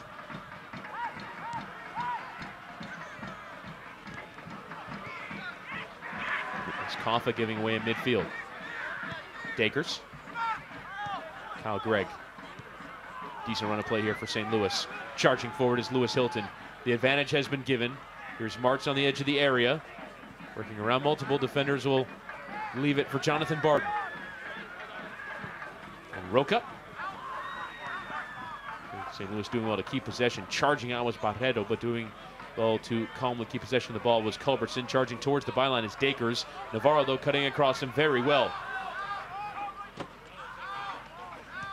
Good defending there by Fresno, especially man-to-man. You mentioned Navarro doing well to dispossess Dakers. St. Louis still, they've been able to hold the ball here, get some positive football in terms of multiple passes going forward, getting players in the space. Herzog dispossessed by Koffa, though, and Del Campo had a bit too much contact there from Kyle Gregg. And Gregg and Herzog not quite connecting as well as, well, I don't want to say as well as they should, but they're still new teammates, still working together, still great potential there. But it's been something that's been lacking in this match for St. Louis. You figure two players of that quality, they're going to find a way to connect. And once they do, they're going to score a ton of goals for St. Louis.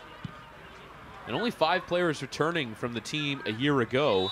None of them actually in the team at the moment. So plenty of new additions coming in. Sam Fink is someone who's been with St. Louis FC before, who was with OKC Energy a year ago, the Edwardsville native. Did come through the St. Louis Scott Gallagher Academy, so does have the local ties, decided to come back to the local club. And here he's on the ball. You mentioned all the changes, and even with a preseason and an off-season and the training and the team workouts and the cohesion, you still need actual game time to come together and understand what they want to do, understand each other's tendencies. So it's going to take time. Is it even that much different from what Fresno is doing as an entirely new expansion team? I mean, Fresno has a brand new manager and a brand new team. Basically, St. Louis has done the same. Right, exactly, absolutely. So for fans of both teams, it's going to take time for them to be cohesive and play the kind of football and play the kind of soccer that they want to see, or that the coaches want them to play as well. But you really get that chemistry, that cohesion during games. Practice helps, but during the game, when the lights are brightest, when the pressure's on, that's when you really start to develop that cohesion. Good ball into the channel there by Roca. Dakers took a while to get around there. St. Louis FC offers premium rates on tickets for groups of 15 or more. Kick back in one of our premium hospitality areas, or just enjoy the game in the stands. Our team will make it a night to remember for your team. For more information, visit stlouisfc.com. Next game is at home to LA Galaxy 2. That is a week from now at the Toyota Stadium. Culbertson appeals for hands as well. It looked like more ball play in the hand. Well handled there by Christian Cheney.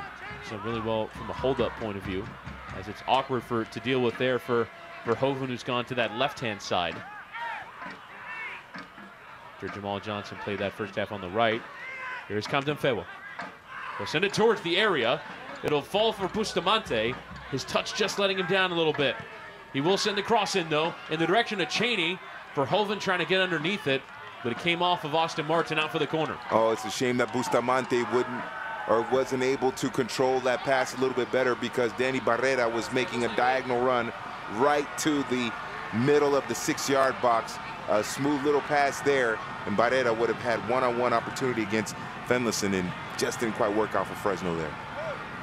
There's a fan right there by the corner flag, and if I could do my bit of lip reading, he was giving Verhoeven a fair bit of stick, as a bit of a physical battle there as Bustamante gives away the free kick.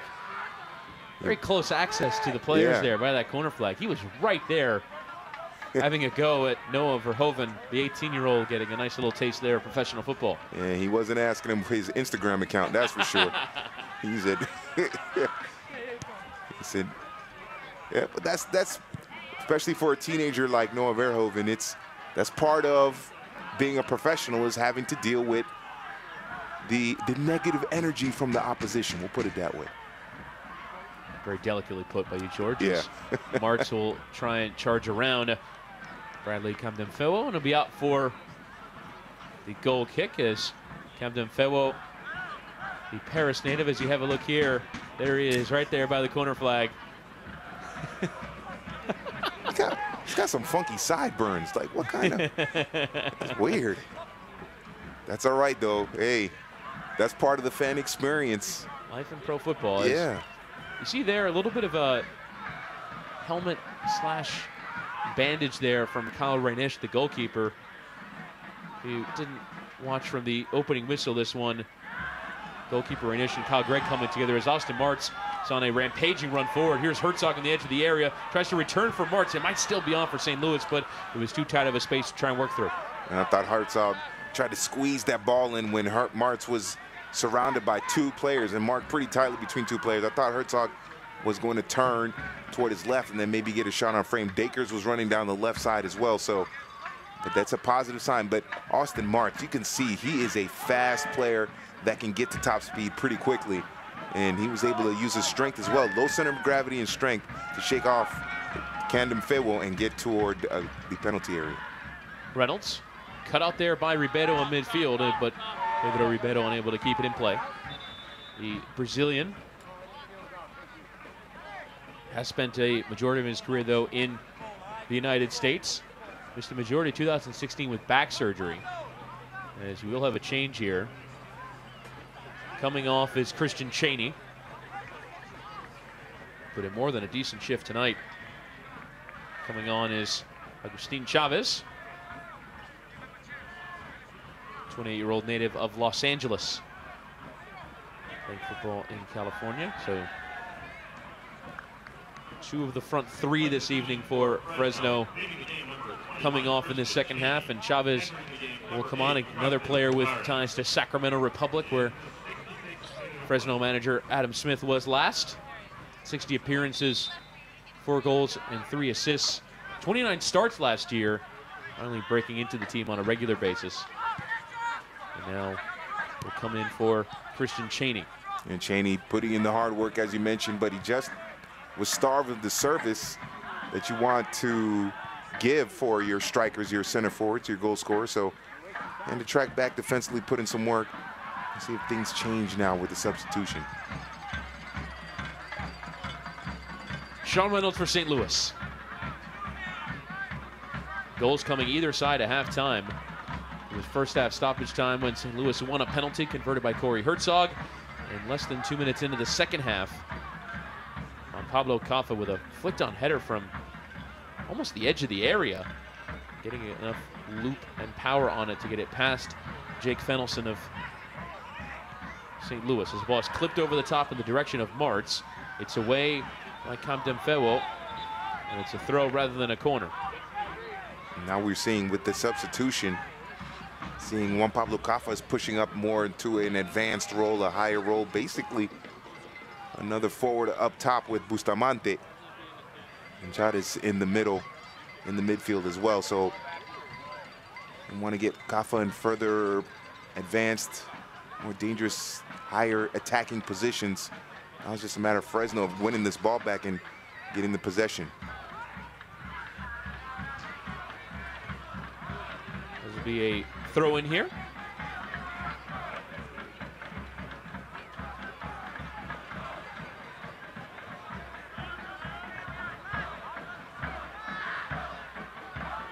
Bradley Camden-Fewo, last 2 years with Rochester, 50 appearances for that club.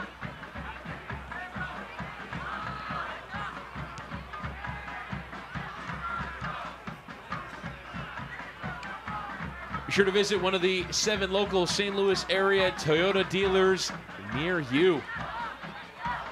And St. Louis will look to build out of the back. Reynolds will send it long over the top. Barrera. And away by Del Campo, but cut out by Roca. An opportunity for Austin Martz. Has had a bright second half. It's a lovely leave there. And having a go was Lewis Hilton. Intervention, though, from the Fresno FC defense. You see Hilton tripping over Ribeiro. Didn't quite have a go at the referee because he and Ribeiro were tangled up. We could see that connection between Hilton and Martz has been very good in this match. Saw that little combination there. Obviously, it was Hilton that sent through Martz that led to the penalty kick. Ribeiro using his bigger body to try to hold the possession and keep Hilton away from the ball. So a smaller Hilton has to kind of undercut him a little bit.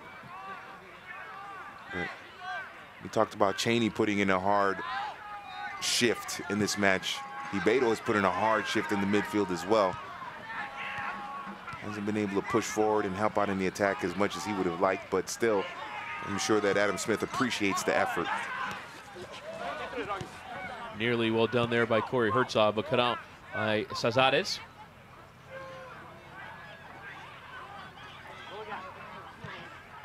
Reinisch trying to play out of the back, but given away. It was nearly opportunity on for Herzog, but wasn't making the run forward. A bit of miscommunication there between he and Martz. Sent away by Fresno. Roca. And Culbertson.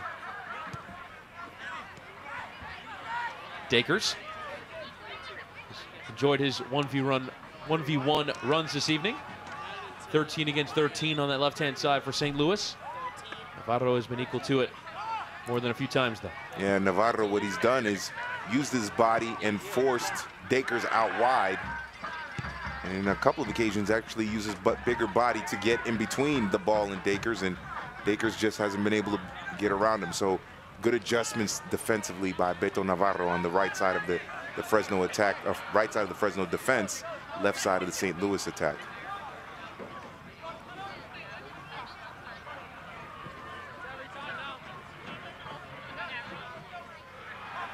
Scintillating performance from the Tampa Bay Rowdies this evening, beating Ottawa Fury by 5-0, including a goal from Joe Cole. Joe Cole. Chelsea man. Yes. All 5 goals, by the way, coming after the hour mark. So they came fast as Camden Febo gives the ball away. The game is at Al Lang Stadium. Was it home? Yes, indeed. Yes, indeed. That's a great atmosphere to watch a football matches. Al Lang Stadium in Tampa. Really renovated. You see some baseball grounds that don't quite work really well from a soccer point of view, but Al Lang converted baseball stadium. It's obviously no longer in use for baseball, so you can do a bit more with it to make the atmosphere better, but still, no doubt, one of the better grounds. Is trying to send it into the area. There was Barrera. Goff unable to get on the other side of that service. Rowdies have a long history in American soccer. It's good to see that franchise is still alive. Doing really well as well, drawing over 7,000 fans a game. Here's Dakers. Overlapping run of Culbertson. Gets his left foot around it. It's threatening, but Camden Febo keen to give away the corner. Yeah, just play it safe and then reorganize the defense for the set piece. Looks like we'll see what happens here. Now, St. Louis, and seems the couple of corners that we've had, they played it near post, hasn't quite worked. Let's see if they change the strategy up here for this corner kick. You see there the change being prepared for St. Louis. Albert Dikwa getting set to come on. See who it's for after the next stoppage.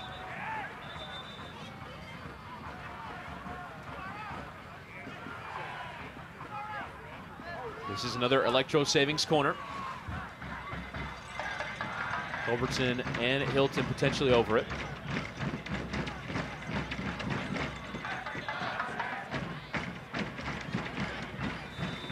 As the referee finally sorts out the situation in the area, Hilton will swing it in.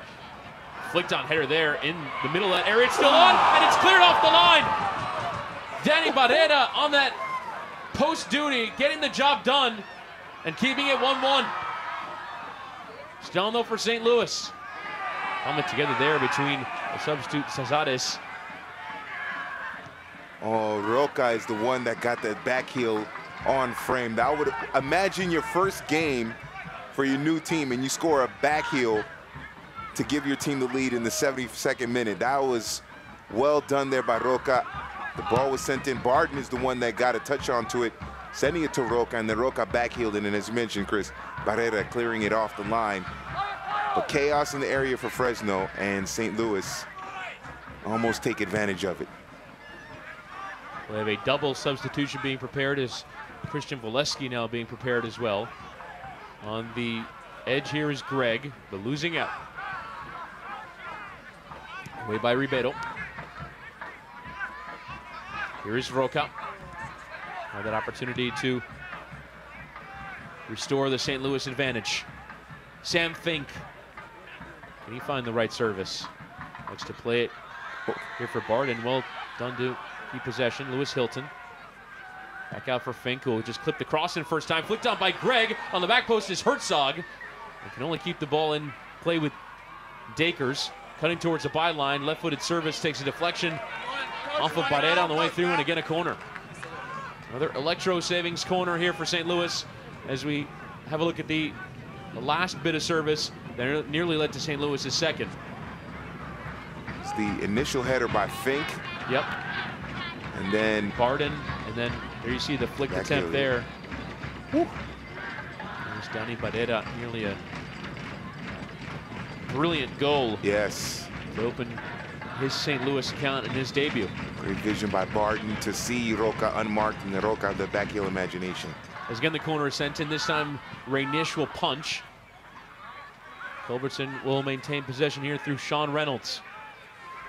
Sean Reynolds is basically the only player in the back. He's kind of that defensive safety valve. Cazares. Reynolds. Dakers working around the defender this time, but cut out very well by Agustin Cazares.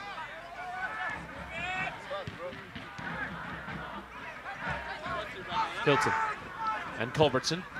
They'll try and whip it towards the area, taken off the chest on the edge, played into the channel for Herzog, and nearly came off for Austin Martz. You'd have to say he's probably been one of the standout performers in this match for St. Louis. Yeah, Austin Martz to me is the man of the match for St. Louis so far. And smart in terms of where. So two changes being prepared, and it's both of those front men, Kyle Gregg and Corey Herzog, coming off. So we'll have a new partnership also up top. leading the game, number 11, Dikwa Corey and Herzog. Christian Volesky coming on.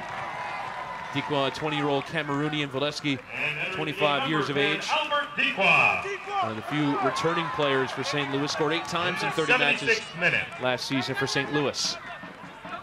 So Herzog and Gregg make way. These are substitutions brought to you by G&W Meats, Bavarian-style sausage company. Roca and Fink. Quarter of an hour and all to play for here at the Toyota Stadium. It'll be interesting to see. Let's see how Dikwa is positioned, because St. Louis basically played 4-2-3-1 with Dakers, Herzog, and Martz as that attacking line behind Kyle Gregg. Let's see if it just kind of flattens out to a 4-4-2 with Volesky and Dikwa together up top, spaced out a little more evenly. It appears to be the case. We'll see how that plays out, but you can see St. Louis growing in confidence with the possession here. Reynolds and Fink in their attacking half, the two center backs. Ball comes through and in the end cleared by Del Campo. St. Louis going the attack much more in this second half. Trying to chase their second. They have yet to get a second goal in a game this season. They've won in all of them, but never two. Anthony Poulos' side looking for that breakthrough. Headed down there by Volesky. Couldn't quite find a teammate. Ribeiro. Yeah, so Volesky and Gregg basically playing the positions corresponding to the numbers on their back. Volesky is that number 9 center forward, and then Dikwa in behind him at the number 10 with the 10 on his back. So the formation hasn't changed. Still the 4-2-3-1, basically 4-2-3-1 for Anthony Poulos. Nice interplay there as Kaffa tried to play the ball through, but solid intervention there, I believe, from Hilton. Hilton has played well in this match as well. Defensively, His link-up play with Martz has been important. But if I had to choose a man of the match, it'd have to be Austin Martz. But it's still anything, 13 minutes. Somebody scores 3 goals, and the next thing you know, they're the man of the match. So we'll see, but. Ball sent over the top in the direction of Dequa, headed down by Navarro, but no green shirts there to pounce. Cesares. Camden Fembo. Ball sprayed up by Ribeiro, but awkward there, and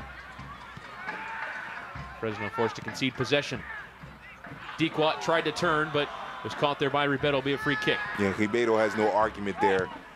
Dequa got the good body position on him. He was going to turn and head forward, and he fouled him there. And actually, it's a smart foul by Ribeiro. As we'll have another double change, this time one for either team. Looks like Taron Campbell will come on. Joey Calistri will come on for St. Louis. Taron Campbell on for Fresno. Kaffa will come off.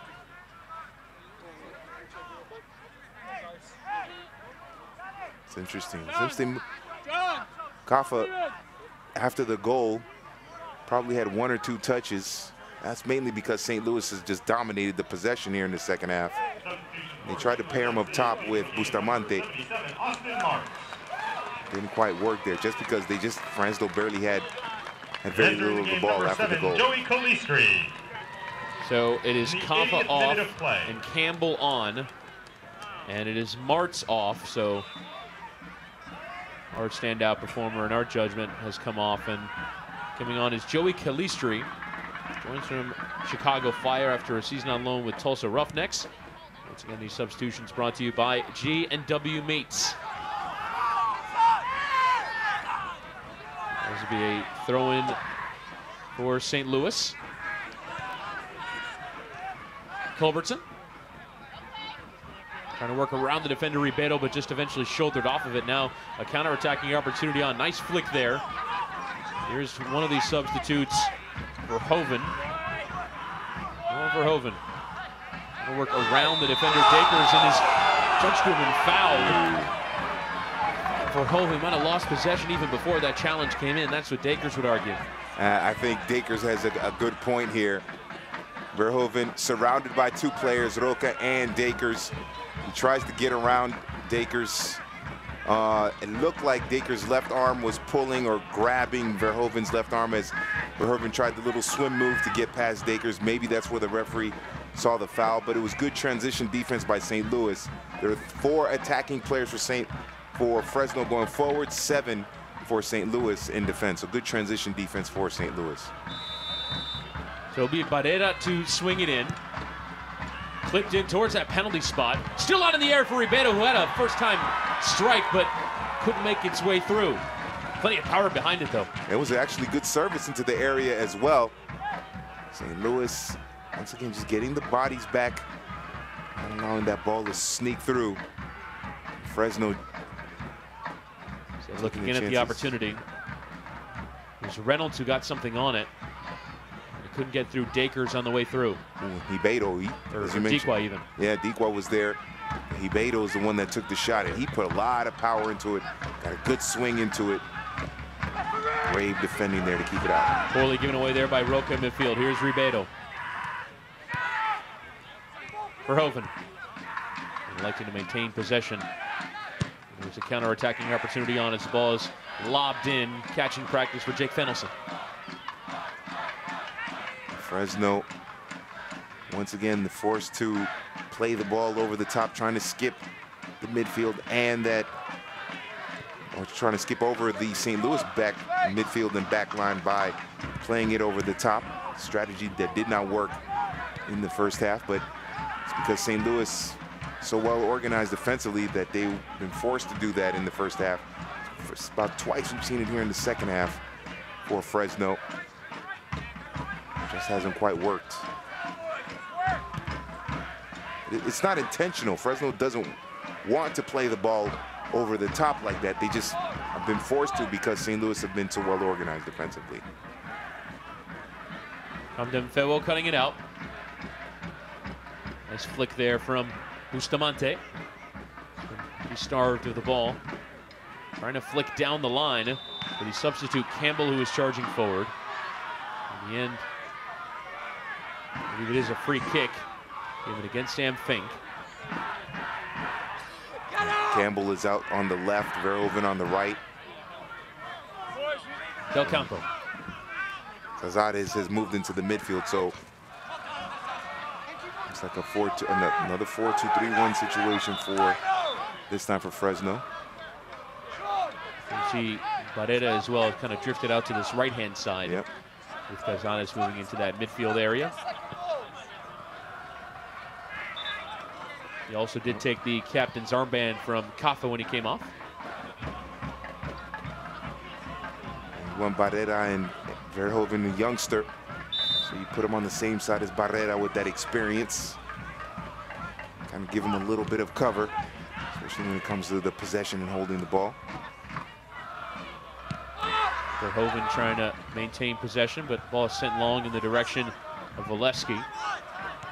There's Dikwa. And Roca. Kadeem Dakers trying to return for Roca, whose run continues into the penalty area. Roca, low service sent in, but cut up by Del Campo and away. Some good passing there by St. Louis. What happened was Ribeiro got up after he went down and double-teamed Dakers, and that left Roca wide open. And Dakers, timing his pass perfectly, was able to get it to Roca there. So Ribeiro has to do a better job of man marking. He can't double a person on the corner, on the sideline, and leave a man open. You double one, someone is going to be open, and Dakers was smart enough to recognize that, and Roca made a run into space, and he was able to get it to him. John Freeman does give a throw-in. Both teams have used all of their allotted substitutions.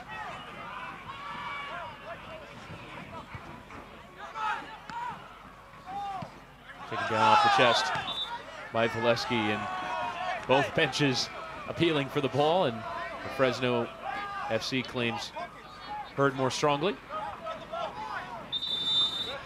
You think Fresno would take a point at this stage? Yeah, I mean, you're talking about, we mentioned it, we said it a ton of times, first year in existence, on the road in a tough environment against a team that's been in the USL for a while. They were down early in this game, or down after the first half. They were able to get a quick goal back.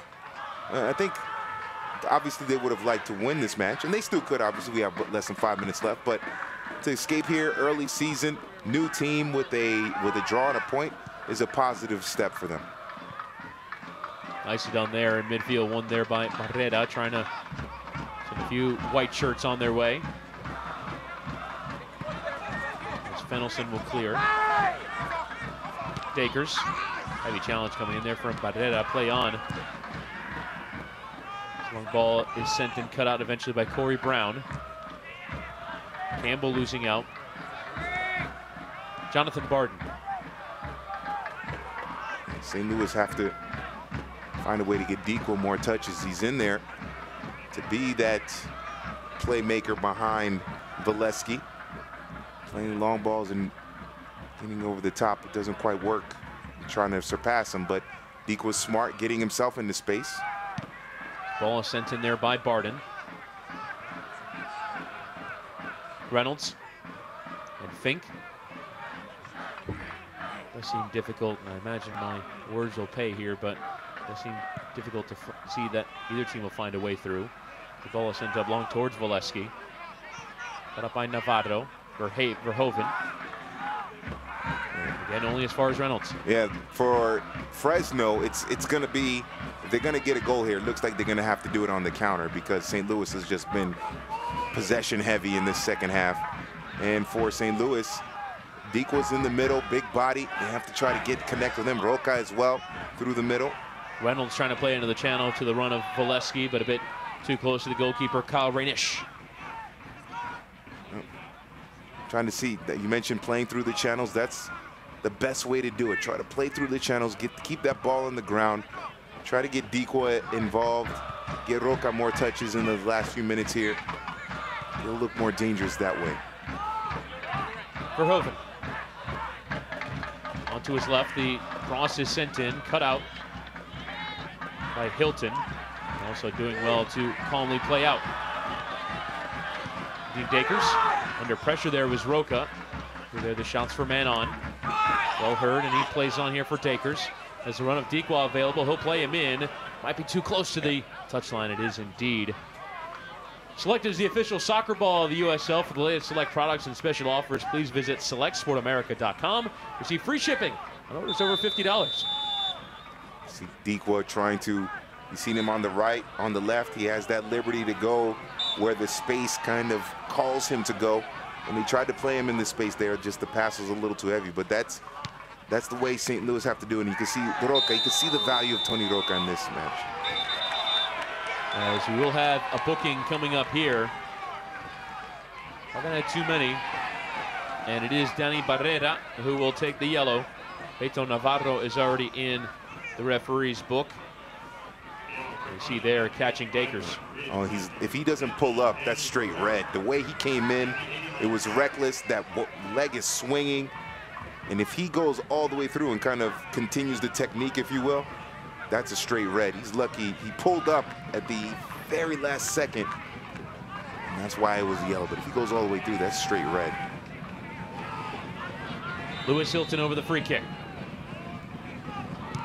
He will whip it in as we're into the 90th minute. The header comes in, and it's a fantastic save. Kicking at it on the line, and eventually it's broken up by the referee. It was Dakers who got the header to it. Reynish once again taking the brunt of that aerial duel in the penalty area. I think the players of Fresno want a card. Once Reynish had the ball in his hand, St. Louis players trying to jar it out of there, but was that off the shoulder of Dakers? It's a loose ball there. Oh yeah, he steps that on was him. dangerous. Ooh. And close to a dangerous area as well. Yeah. We got 3 right now. It may go up. We're trying to. He was trying to get the ball, and he Signal again. got the leg, the inner leg. So Cal Reynish, and that's what Del Campo is arguing, that there was a bit of a stomping motion in that. But either way, Reynish, who is certainly wearing some of the physical duels he's had this evening, able to survive that. He did spill the ball a little bit, so St. Louis did have the ability to go and attack it. I'm not sure that Kadeem Dakers went about it in the best way. Yeah, Dakers, I think Dakers was a little bit off balance as well. Is Reynish with the semi-Peter Cech headgear. As we'll have a minimum of 4 minutes to be added on. Here's Bustamante, but taken off it by Lewis Hilton. As we did have the penalty decision that came in that first half stoppage time. For St. Louis, can they do the same here in the second half? Sam Fink with 3 minutes to play in the minimum of added time. And Sam Fink forced to play it long. Just get it into the attacking half.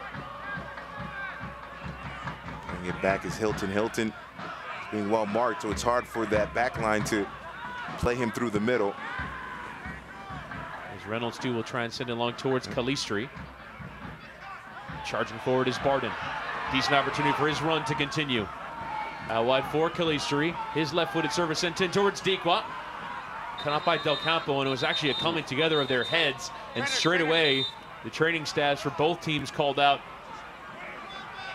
a precaution with head injuries. Well executed there by John Freeman. Yeah, John Freeman's very smart. Instantly stopped the play, and both players are favoring their heads on the collision there.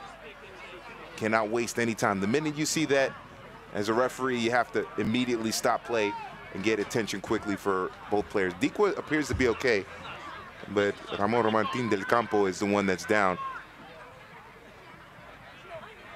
Ooh. Yeah, that was pretty ugly. Yeah. And you're right, George, it was Del Campo who took the brunt of that. Yeah. Almost looked like near the temple, the way his body turned there. And that, you know, temple, that's dangerous. Obviously, the biggest concern is Del Campo. If this head injury is serious, has to be taken off, but bunkered down here with a little more than 2 minutes to play, you'd imagine that time added will be added to the end of this. If he cannot continue, Fresno does not have the ability to plug in another player. It would be down to 10 men for the remainder of the match. And that is one of the things, George. There is kind of this concern about how you handle head injuries. Yeah. And that, for me, could be one way that you allow the treatment to continue on in the correct fashion. If there is a head injury, and that's the reason why a player comes off, even if you already have had 3 substitutes, allow another player to come on. I agree so that with- you're I not agree with forcing that. Del Campo back into the game when perhaps he shouldn't. Right, I agree with that. Especially when you consider that there are a lot of aerial challenges that, not just head-to-head, but if you're suffering a concussion and that ball comes in and you're hitting it with your head, that doesn't feel good either. So I think they should make that rule where if it's a true concussion, because we know some of these footballers will try to take advantage of it and fake it or whatever, but if it's a real concussion, give them an extra substitution. Del Campo straight back in there, defending Valesky.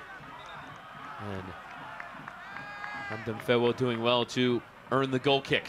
And remember, with concussions as well, the player might feel fine in 2 or 3 minutes and continue, but then when the game is over, when they're resting, that's when they start to feel it. So concussion isn't always just, I'm feeling blurry 3 minutes after I got hit. You can feel those effects 12, 14, 16 hours after the impact. So that's something that always has to be monitored for days and hours after the incident. I actually didn't know this until it affected my favorite Premier League team, Manchester City. But John Stones picked up a concussion on international duty with England.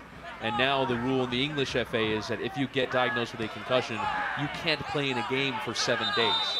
And so he comes back from the international break, and on the weekend they wanted to play him, but they couldn't because he was out with the concussion. As Pedro Ribeiro there getting the yellow for time wasting. He does launch the throw-in. Perhaps an opportunity for Fresno to try and get a late winner. But it's St. Louis who have always looked the more likely to do so, as Dakers will send it forward for Valesky. Cut out. Picked up here by Roca, but Ribeiro has a tug at him. He just took a yellow card, so he has to be a little bit careful. And to finish the point about the concussions, I think that's a great rule. If you get a concussion, you can't play for 7 days. I think that's a fantastic rule, because it's more about the long-term health of the player than whatever he can contribute to the team at that moment during the match.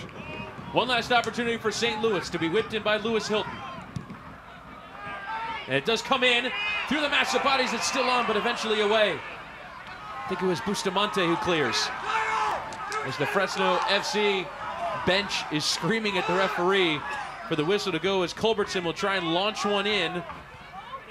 Flicked on header on the edge. Roca had a swing at it. It might still bounce, but it does come all the way out. And that is the full-time whistle. Fresno FC through Juan Pablo Caffa equalize less than 2 minutes into the second half. And hold on for an away point in St. Louis, George. Yeah, it's a good point for Fresno. They were down in this match right before the end of the first half. They were able to get an equalizer and then hold on. So it's a good point for Fresno. I'm sure St. Louis is disappointed because they failed to get a second goal for another match. But in the end, it was a fair result, with St. Louis maybe feeling a little hard done and Fresno content with the point on the road. St. Louis very much having that attacking impetus in the second half, but unable to turn it into a second goal. Anthony Poole has thrown all his changes, but it didn't quite come off in the way of victory, as St. Louis FC do get the goal in the first half off of that penalty converted by Corey Herzog. Fresno FC pulling one back in the second half through Juan Pablo Caffa. You see there that flicked on header getting just past Jake Fennelson. My name is Chris Whittingham. He is George Metellus for a great USL crew. That's it for us. St. Louis FC 1, Fresno FC 1. When you need quality electrical work for your home or business, look to the electricalconnection.org. Created as a partnership between IBEW Local 1 electricians and the St. Louis chapter of the National Electrical Contractors Association, the Electrical Connection has been setting the standard for electrical excellence in St. Louis for over 100 years. You can depend on our highly skilled and trained workforce, your #1 source for quality electrical and communication contractors, electricalconnection.org.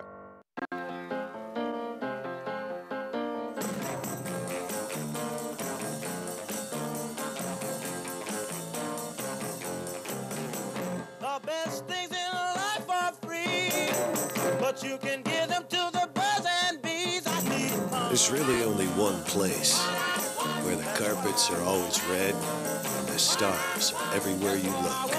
There's no place like Hollywood. Hollywood Casino St. Louis. 5 in the back, defending a 1-0 lead, and we held out. Can you talk about that as well? It's a new era, man. Yeah, man. Everybody has to stop thinking in the past. That's how I see it. We're going to try and turn this place around. Robinson gets by, and a great tackle. Unbelievable play made by Sean Reynolds. And in control instead, the net is left open, and it's a goal for Kyle Craig. The keeper way off the line, and Craig made him pay.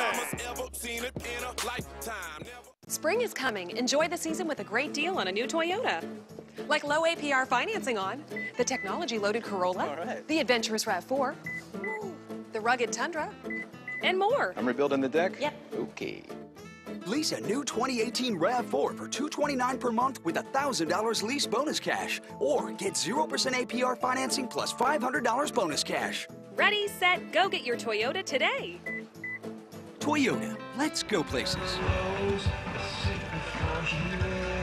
St. Louis FC, Fresno FC drawing 0-0. You see former teammates there, Kyle Culbertson, Ramon Martin Del Campo, excuse me, formerly of Puerto Rico FC, having a chat after each team gets a point. St. Louis with earning a penalty and converting via Corey Herzog. And in the second half, Juan Pablo Caffa getting the equalizer for Fresno to earn them a point. As we have a look here at the full-time highlights. Low ball sent in. There was the handball off of the cross sent in by Austin Martz. The handball is against Ramon Martin Del Campo, George. Yep, and it was just a great through ball by Hilton to Austin Martz, and then chaos in the area after that, and then Corey Herzog. You got to like the approach to it. He didn't dance. He didn't hesitate. He went up, timed it. He knew what he wanted to do, and he slotted it very well past Jake Fenelson in goal. Or excuse me, Rainish in goal. Here would be the equalizing goal from Fresno, cross sent in by Camden Fewo and turned in. Terrific glancing header from basically the edge of the area by Caffa. Would you say goalkeeper should be doing better? Goalkeeper should be doing better, but you have to give full credit to Caffa for the goal. It was a great header, and he caught the goalkeepers by surprise. Here's a clearance off the line. Ball sent in by Barden, flicked on there by Roca, and just cleared by Dani Barrera. It would have been a spectacular go-ahead goal and a great debut for Roca if he would have been able to finish and give St. Louis the go-ahead goal, or would have been the game-winning goal, but kept out of by Fresno's defense. And here's why Fresno would be happy with the point that they got. 11 shots to 3, 61% possession for St. Louis. But for Fresno, we talked about it in the pregame, just the one shot on target, and they get the one goal. Yeah, that was crucial for the 1 point, the one shot on target. That's all you need. And they were able to hold on defensively. They did well in terms of keeping St. Louis at bay, especially in the second half. Look at all the possession St. Louis had in the second half. They just couldn't finish him for St. Louis, but Fresno have to be content with the fact that they were able to get a point on the road, even though they were down a goal. They showed great poise and heart just to pull out a point in a very tough environment. Fresno FC in action in midweek against Tulsa Roughnecks. St. Louis FC, their next match is against LA Galaxy 2. For tickets, visit stlouisfc.com. That'll do it for us. My name is Chris Whittingham. He's George Metellus for a terrific USL crew. That'll do it for us. St. Louis FC getting the point at home. You can say probably they dropped 2 points with the performance that they turned in. Corey Herzog with a penalty, Juan Pablo Caffa with the equalizer. That'll do it for us. St. Louis FC 1, Fresno FC 1. This copyrighted telecast of the United Soccer League may not be retransmitted, rebroadcast, or reproduced without the express written consent of the United Soccer League.